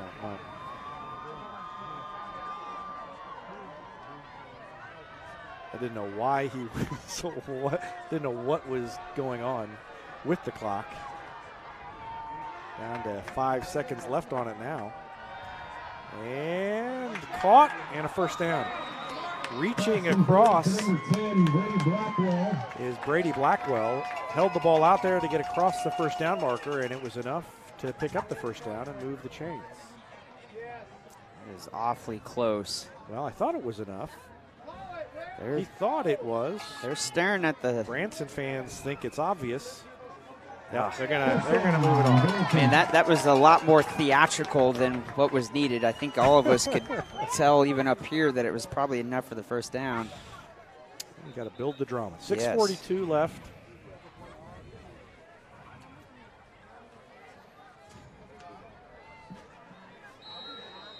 And now he blows the whistle, starts the clock.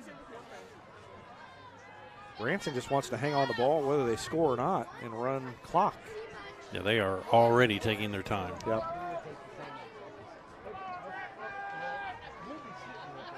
1st and 10, just short of midfield.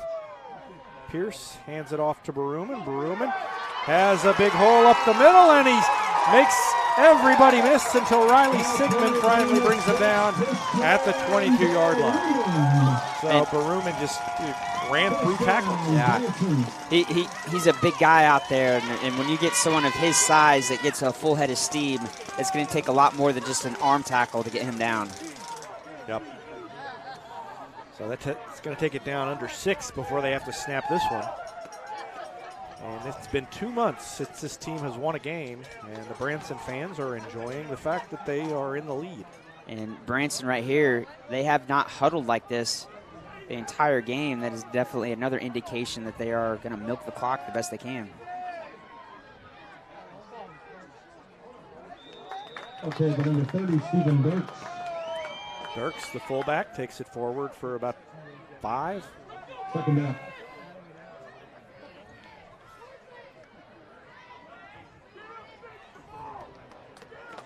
The past couple plays, Branson's literally taken the play clock all the way down to almost 1 second left.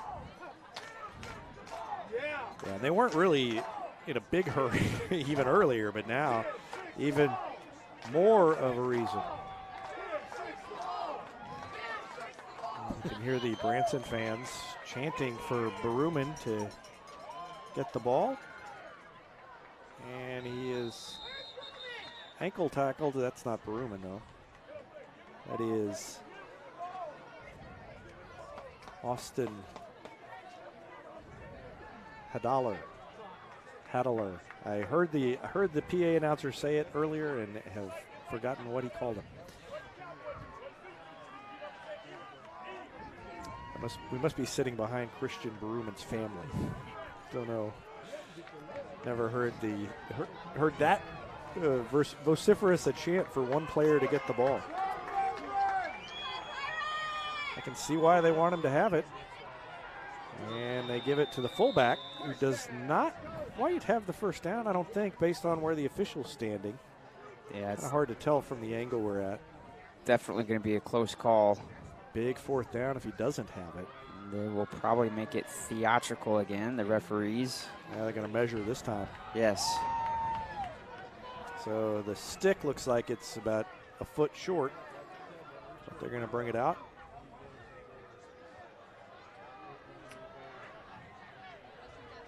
Appleberry comes off, and Morehouse comes out, a little bigger body. Anticipating the 4th and short coming up. Let's see, they're going to stretch the chains, and they are about a foot short. Oh, Really, all they need is the field goal. That's true. I mean, that's interesting. So what do you do here?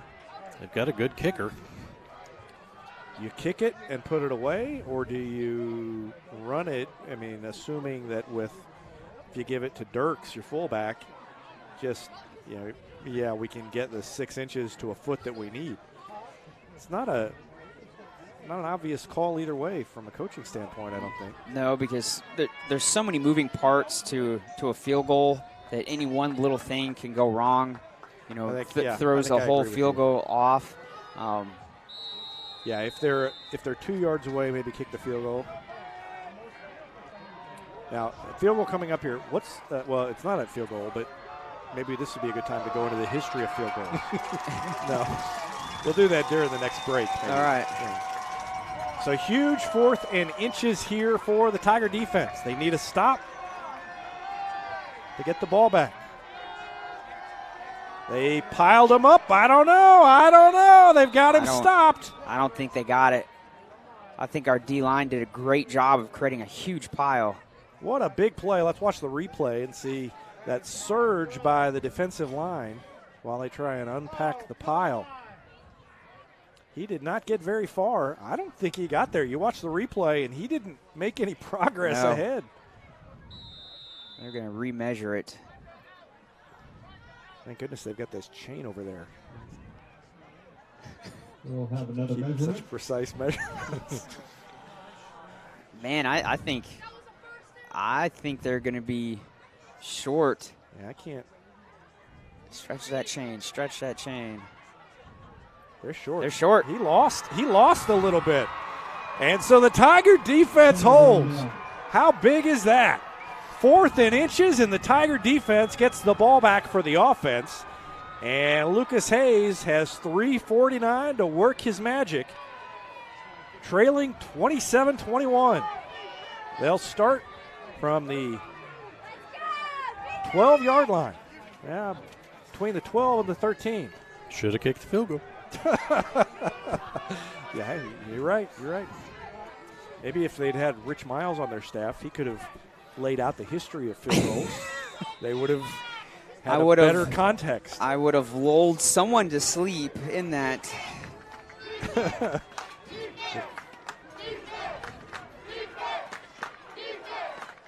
Hayes and Sigmund in the backfield. 1st and 10. This is a big drive here. Sigmund around the corner. Big gain, 1st down. Still on his feet, out near the 30 before he spun down. 3:41 left in the game. I mean, as I said earlier, I would just keep handing it off to him. He's been so difficult for this Branson defense to tackle. When Sigmund gets ahead of steam, I'm just waiting for him to break a big one. And Sigmund inside the tackles that time, picks up about 3.5 yards, almost 4 on 1st down. They still seem to be kind of in a hurry-up offense, and I think they need to slow it down. They've got plenty of time. They want to score with no time left is basically what they want to do. Yeah, you're right. I guess if you're having success on the ground and you want to keep it on the ground, maybe you need to go a little faster here to give yourself some options toward the end of the drive. Hayes throws it to Sigmund up the sideline. He's got a 1st down. He's pushed back. Big cheer from the Branson crowd, but doesn't really matter. I think he's down. Sigmund's down. He's hurt. He got drived into the ground there. It's almost kind of like a wrestler's takedown. It was kind of a body slam. Yep. Yeah, it was. Hopefully it's just the wind knocked out of him, because that's kind of the end of the play that will sometimes do that, where you just get driven into the ground. While they work on Riley, it looks like he's getting ready to get back up. He's going to take a break, but we will keep it here. 2:58 left. We will take a quick break. Looks like he's not going to be getting up right away, so we'll take a break and be back with more after this timeout on Republic Tiger Sports. Black Lab Coffee is more than just amazing coffee. It's the locally owned coffee shop where you can drop in, be greeted by name, and enjoy a quiet place to work or some peaceful conversation. Black Lab Coffee at 545 East Elm Street in Republic. Gold Medal Gyms is where Republic athletes build a foundation for future success. Whether it's gymnastics, cheerleading, or tumbling, young athletes learn skills that prepare them to take on virtually any sport they choose. Sign up for your free trial at their gorgeous facility at Highway 60 and Highway M. Gold Medal Gyms, raising the bar for Republic athletics. Hetty Barbecue Company is home to great barbecue, including the famous Pig Nasty Sandwich. And they're also home to the Mid-Missouri Bank Retmo Football Show every Wednesday night. Go in and check them out or call them for takeout at 732-4BBQ.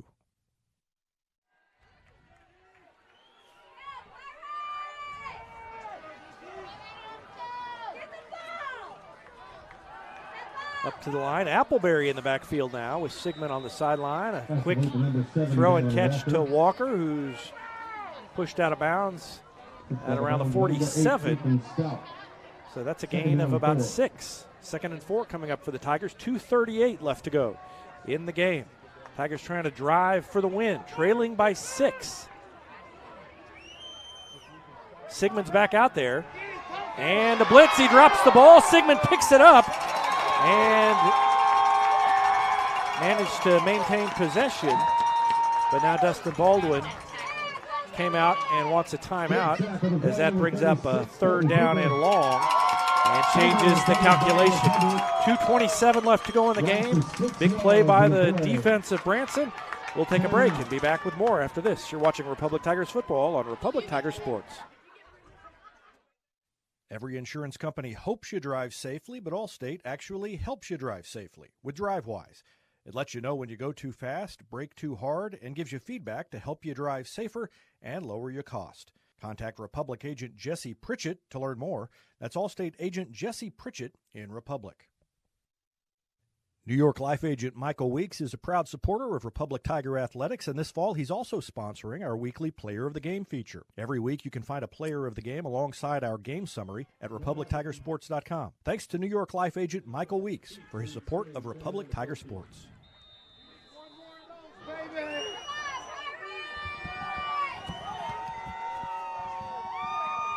Hayes empty backfield and a whistle. Somebody moved.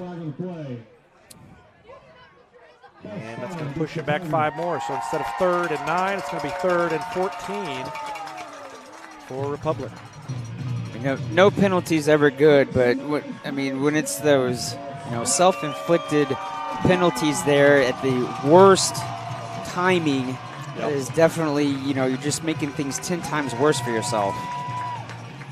They don't need it all on this play.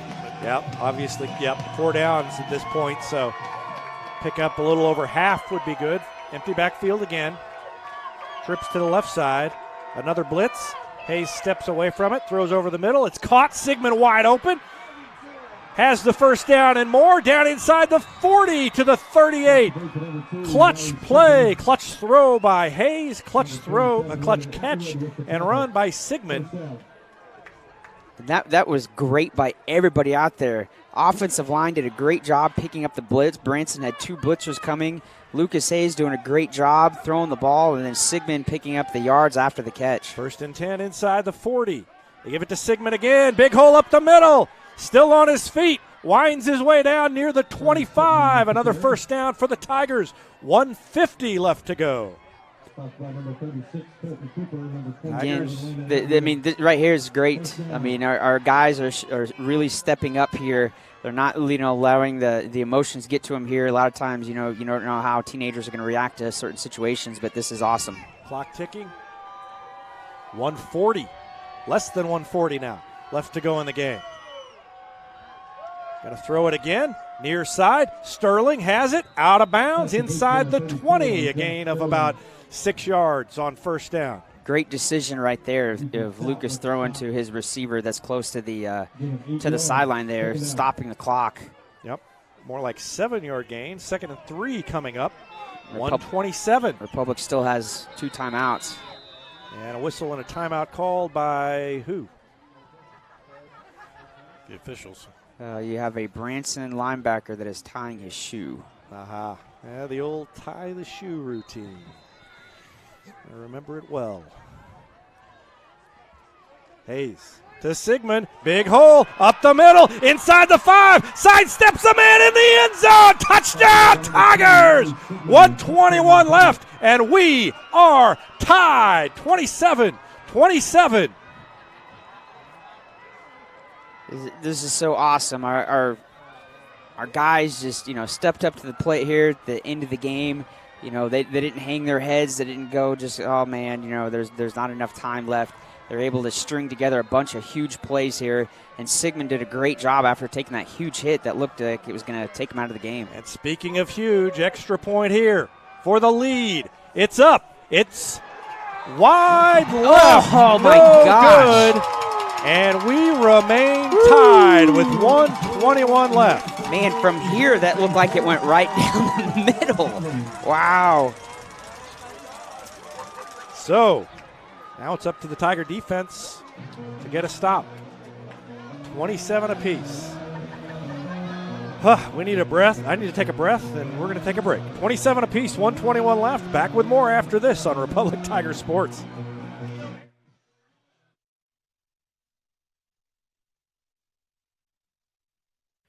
Republic Glass has been a part of our community since 1972, and they've been family-owned and operated all the way. Whether it's commercial, residential, or auto, or a mirror or shower door that needs attention, Republic Glass has you covered. Call them at 732-7044. If it's glass, you want Republic Glass on East Harrison, across from the post office in Republic, or at 732-7044.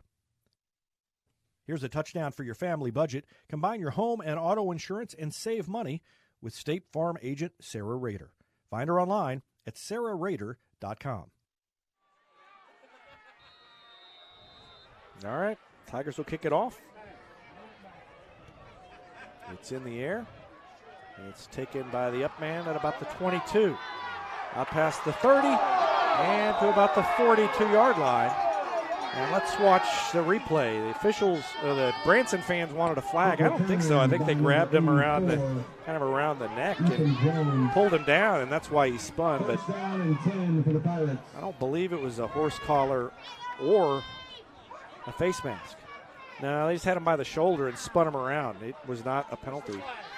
Just spun him around. So 27 apiece with 1:15 left. Branson takes over on its own 42-yard line.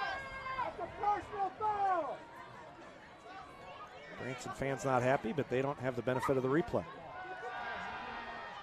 Quick throw over here on the near side, and a tackle made by Sigmund. So Sigmund scores the touchdown and then makes the immediate hit on the catch. Second down and about 7 coming up for Branson. Down under a minute left to go in the game. Pierce throws it, has his man. First down, out of bounds, complete to Brady Blackwell. 49.3 left into Republic territory. Tigers lost a heartbreaker last week on the last play of the game, and Branson trying to do it to him again. And Branson's coming out. They've got a whole. They did this before. They've done this a couple times where they bring out a brand new formation. That time they literally had 4 guys come on and 4 guys come off. They've got Blackwell wide out on the near side of the field.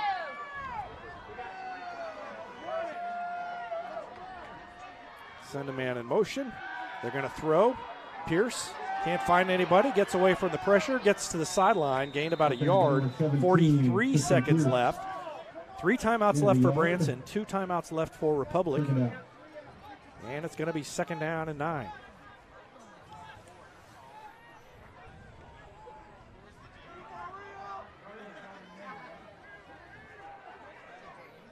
Is this where maybe Branson tries a deep pass here or try to do something to just get the first down?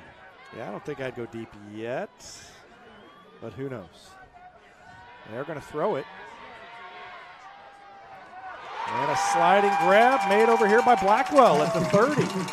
At the first down marker, and it's going to move the chains. So again, another receiver This time for Branson, running the right route. It was Skylar Locke earlier for Republic. That time Blackwell caught it just beyond the marker. And with 38 seconds left, we've got a timeout taken by Branson. 27 apiece with 38 seconds remaining. We'll take a quick break and be back with more on Republic Tiger Sports. Vision Health Eye Center. Outstanding eye care, exceptional eyewear. From glasses, prescriptions, and contact lens fittings to emergency eye care, they help your family see, feel, and look better than they ever have before. Check them out online at visionhealtheyecenter.com. The Simplex Insurance Nathan Dixon Agency is Republic's new independent insurance agency, and that means they can shop around to get you the best price to meet your insurance needs. Whether it's home, auto, farm, or commercial insurance, call the Simplex Insurance Nathan Dixon Agency, simplifying your insurance experience. Berry Patch Preschool and Daycare is excited to announce they're expanding to a brand new building on the corner of 174 and Hines. They accept children ages 0 to 12, teach preschool curriculum with hands-on learning and extracurricular activities like the library, the zoo, or Stretch and Grow. Give them a call for your preschool needs at 732-7761. Berry Patch Preschool, an experienced and trusted daycare in Republic. Baruman has room into the secondary and fights his way forward for a first down for the Pirates. Baruman got away from a couple of men that looked like they were going to bring him down and picked up the first down. And with 31.2 remaining, I think it's going to be a new set of downs. No? Yeah, there they go. Thought he was well beyond it, but it took him a while to signal. It's like Branson's going to call another timeout. I'm surprised that they're calling that now. I would have thought they would have run one more play, but we'll take a break as well and be back with more after this. Oh, no, we're not going to take another break. We're going to keep it right here, but I do want to remind you about our new sponsor, Super Clean Car Wash, that just came on board as a supporter of Republic Tiger Sports. Please stop in there, and it's getting to be the time of year where there's a lot of gunk on your car, and stop in and tell them that you heard that they are supporting Republic Tiger Sports. Right there on the highway as you come in to 60, and they've also got a membership plan that you can just pay a monthly fee and you can stop in anytime you're coming home from work or whatever. It's right there off the highway and very convenient, and they do a great job. I've stopped in there a few times already before they came on as sponsors. So welcome aboard to Super Clean Car Wash, our newest sponsor on Republic Tiger Sports. 31.2 left. Branson trying to sink the dagger into Republic's season.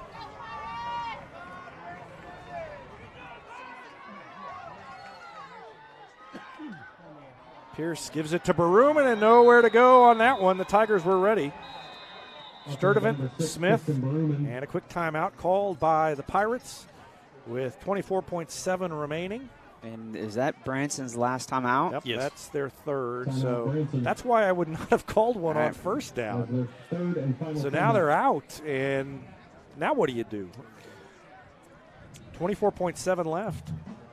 This may be where, you know, you're talking to the team and you're now talking about two plays instead of one. If this play, they're going to call this play, and if this play doesn't get us the first down to temporarily start the clock, then this is going to automatically be the second play so that we can hurry up and get a line of scrimmage. You could also, you know, the ability to spike the ball too, if that's your last resort there, trying to stop the clock.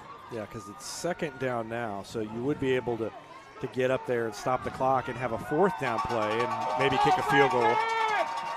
I think, you know, I almost think you got to throw here, but maybe not. From the 22-yard line, it's second down and 13. Defense got the stop last time on 4th and inches. Let's see what they do here. Pierce is going to throw. He puts it up top. He's got a man. It is knocked away by Prevo. He went up and knocked it down. 19.1 left, and Prevo is slow to get up. Let's watch that play. Prevo didn't even make an iota of an attempt to intercept the ball. He just wanted to knock it out of the air, which that's, I think, a lesson learned from last week. when the long pass to set up the touchdown by Neosho was allowed to be completed on the 1 yard line. Okay, so Prevost was shaken up, and he had to come off. Yeah, he came off, but he walked off on his own there, so he's not everything's out there. good. 3rd and 13 though, and now a substitution with Prevost not out there. 19.1 left. Branson, Pierce bobbles the ball. He's under pressure, gets away. Sturdivant after him. And now bringing him down is Parks. Another sack by the Tigers with 9.5 left. And that's going to take us, I think, to overtime. Can they spike it? It's 4th down. Right. Oh, they're going to kick it. No, they didn't get it off. They didn't get it off. Didn't make any difference. Oh, now a flag comes thrown in, so let's see. I don't think they were set. Yeah, so it's going to be against Branson. Yeah, so that'll be a decline, and we will go to overtime. Yeah, I glanced up at the scoreboard, and they hadn't changed it from 3rd to 4th. So I thought, okay, they're going to spike it. That's where that's right there is where that timeout being used early that we kind of question comes into play. If they wouldn't have used that so early, they could have called a timeout there. So that definitely benefited Republic. Our first we have not done an overtime, and I started to say it earlier. I did not want to jinx it. Well, let's take a break while the teams talk it over, and we'll talk things over during the break as well. And be back with more after this. We'll have overtime coming up on Republic Tiger Sports. Heinz Street Pharmacy delivers prescriptions right to your door, and they can often save you money compared to what you're paying at the big box pharmacies. And their drive-up window can help you avoid long lines on your way home from work, too. Heinz Street Pharmacy. Experience the hometown difference. Role models are more important than ever in today's society. You can serve as a role model for others the next time you display good sportsmanship at a high school athletic event. Good sports are winners and are also vital to preserving our fine sports traditions. So the next time you attend a sporting event, remember to be a good sport and help rekindle the spirit of citizenship. This message has been brought to you by your friends at the Missouri State High School Activities Association and this local radio station. Whether you have a hole in your roof or you're missing a single shingle, you know who to call in Republic. It's Mike Mansker and the team at Absolute Roofing. Give them a call at 869-0444 or find them online at absoluteroofers.com. Truck Month is happening now at Pinnaker Chevrolet in Republic with over 100 new Silverados on sale. Choose from new 2019 crew cabs starting under $30,000. Check out the strongest, most advanced Silverado ever and choose a new 2019 crew cab starting at under $30,000. Or make the switch to a new Equinox priced as low as $19,950 at Pinnaker Chevrolet. So find new roads in Republic or view the complete inventory at PinnakerChevrolet.com. Pick Pinnaker every time.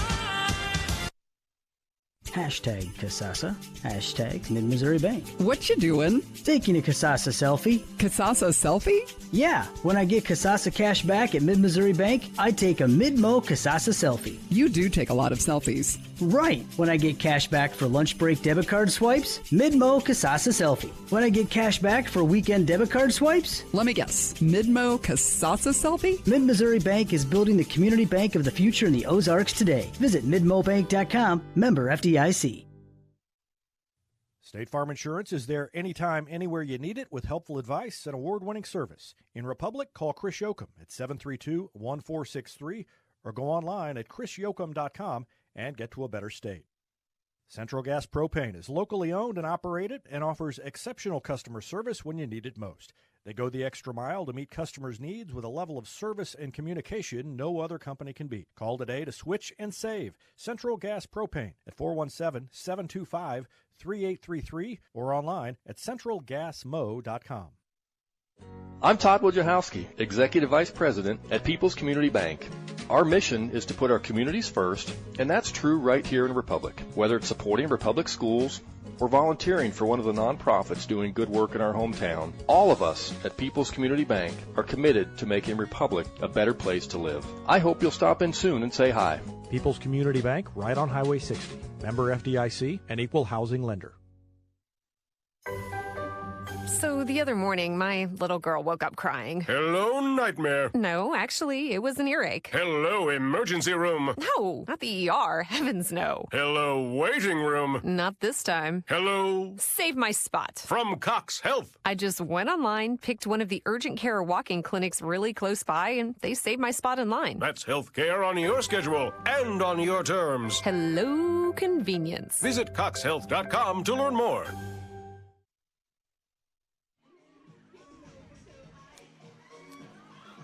You said it before the break, but we have not had an overtime game since we've been broadcast. Have we even? I don't even think we've had one when we were doing audio broadcasts. In fact, now that I think about it, have we even had one since I've been? Could be Republic's first overtime game ever. Well, at least it could be the first one in the last 10 years, because I don't remember one that went overtime. It's possible, but I don't think there's been more than one. Probably, as a broadcaster, the best high school game I ever did was a Jefferson City Columbia Hickman game back in the early 90s when they were both really. Corby Jones was quarterback for Columbia Hickman. That went to overtime, and Jefferson City, I think, last play of the game, kept him. He dove for the corner of the end zone, and they kept him out and won it. And we'll have someone be a hero here tonight as the teams will take turns. And while I was talking, I wasn't paying attention. What happened with the coin flip? I assume Branson won because Republic's going to have the ball first. All right, so they'll get the ball on the 25. Had to ask during the break. I was not 100% sure it was the 25 where they would put the ball. If Republic doesn't play an overtime game, I don't see a high school overtime game. I'm always in Republic. Now watch, they can put it on the 30. But now there it goes. As we were talking earlier, I mean, right now the difference of the game is missed extra points for Republic. And that cost Republic against Ozark. So Tigers will see what they can do. Just like regular football here from the 25-yard line. Hayes with Sigmund next to him. Fakes it, throws it over the middle to Sterling, threw it behind him. Sterling couldn't make the change of direction. He was open, would have been a gain of 6 or 7. If you were to go back and look at that, who is the top receiver? Is that Gavin Walker? Gavin Walker was open. He was the far receiver for Republic. Oh, yep, he just streaked by. Had his hand up.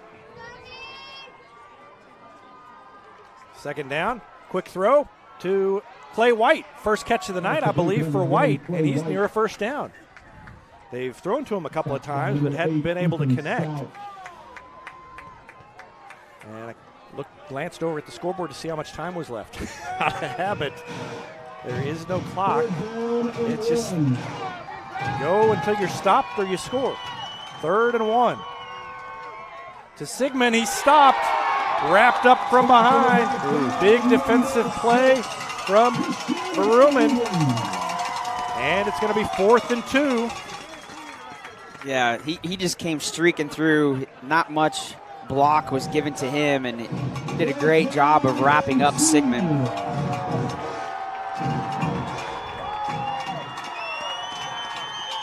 Hayes on 4th and 2.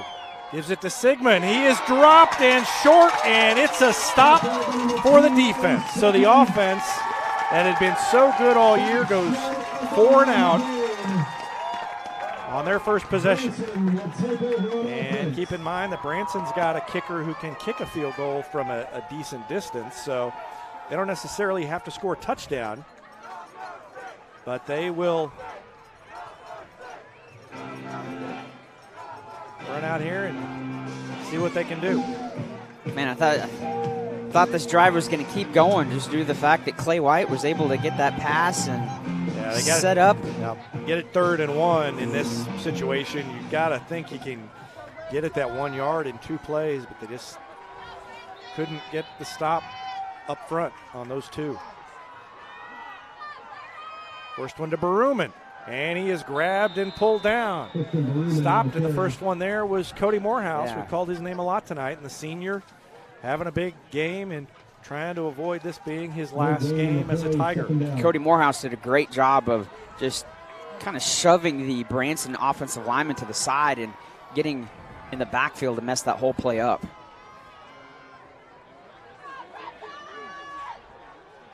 Morehouse Sturdivant DeAndrea, and we got a little movement, but no flag, so they stayed back behind the line of scrimmage on the hard count. 2nd and 10. Christian Pierce with Berumen in the backfield with him. Throws it in the flat. It's too high and incomplete. Intended for Dom Kimberlin. 3rd down and 10. And can Republic's defense get a stop? Let's see.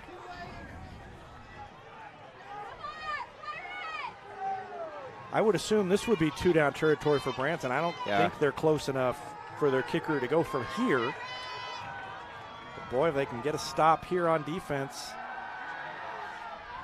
It is complete near the sideline, and it's a 1st down, I think. Yep, they're going to say he's inside the 15, and so that will move the chains, and that is a killer. We got a Republic player down. Austin O'Hara is down in the backfield. Dave Pursuit, he tried to hurdle somebody. That could have been a flag, actually. Tried to go over a blocker and was slow to get up.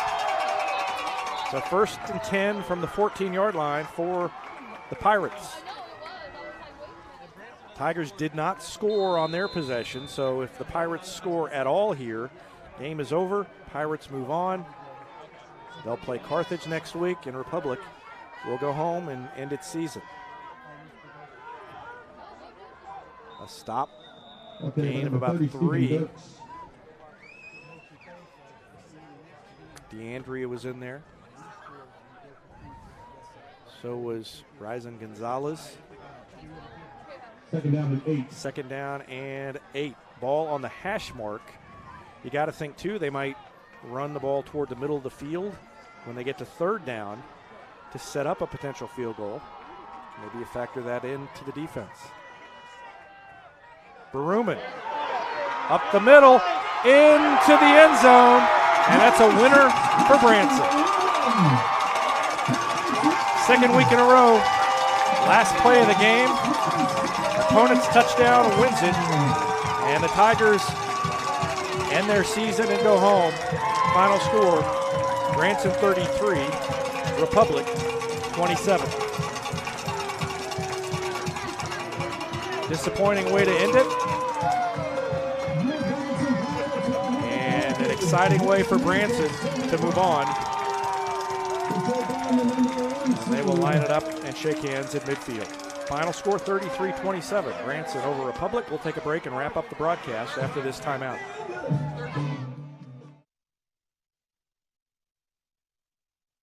It's easier than ever to get your Rocco's Pizza fix. Place your order on their website at roccositaliankitchen.net or call them with one tap inside the Republic Tiger Sports mobile app. And don't forget dessert, because Rocco's is serving homemade ice cream prepared right on site. Rocco's Italian Kitchen. Pizza, pasta,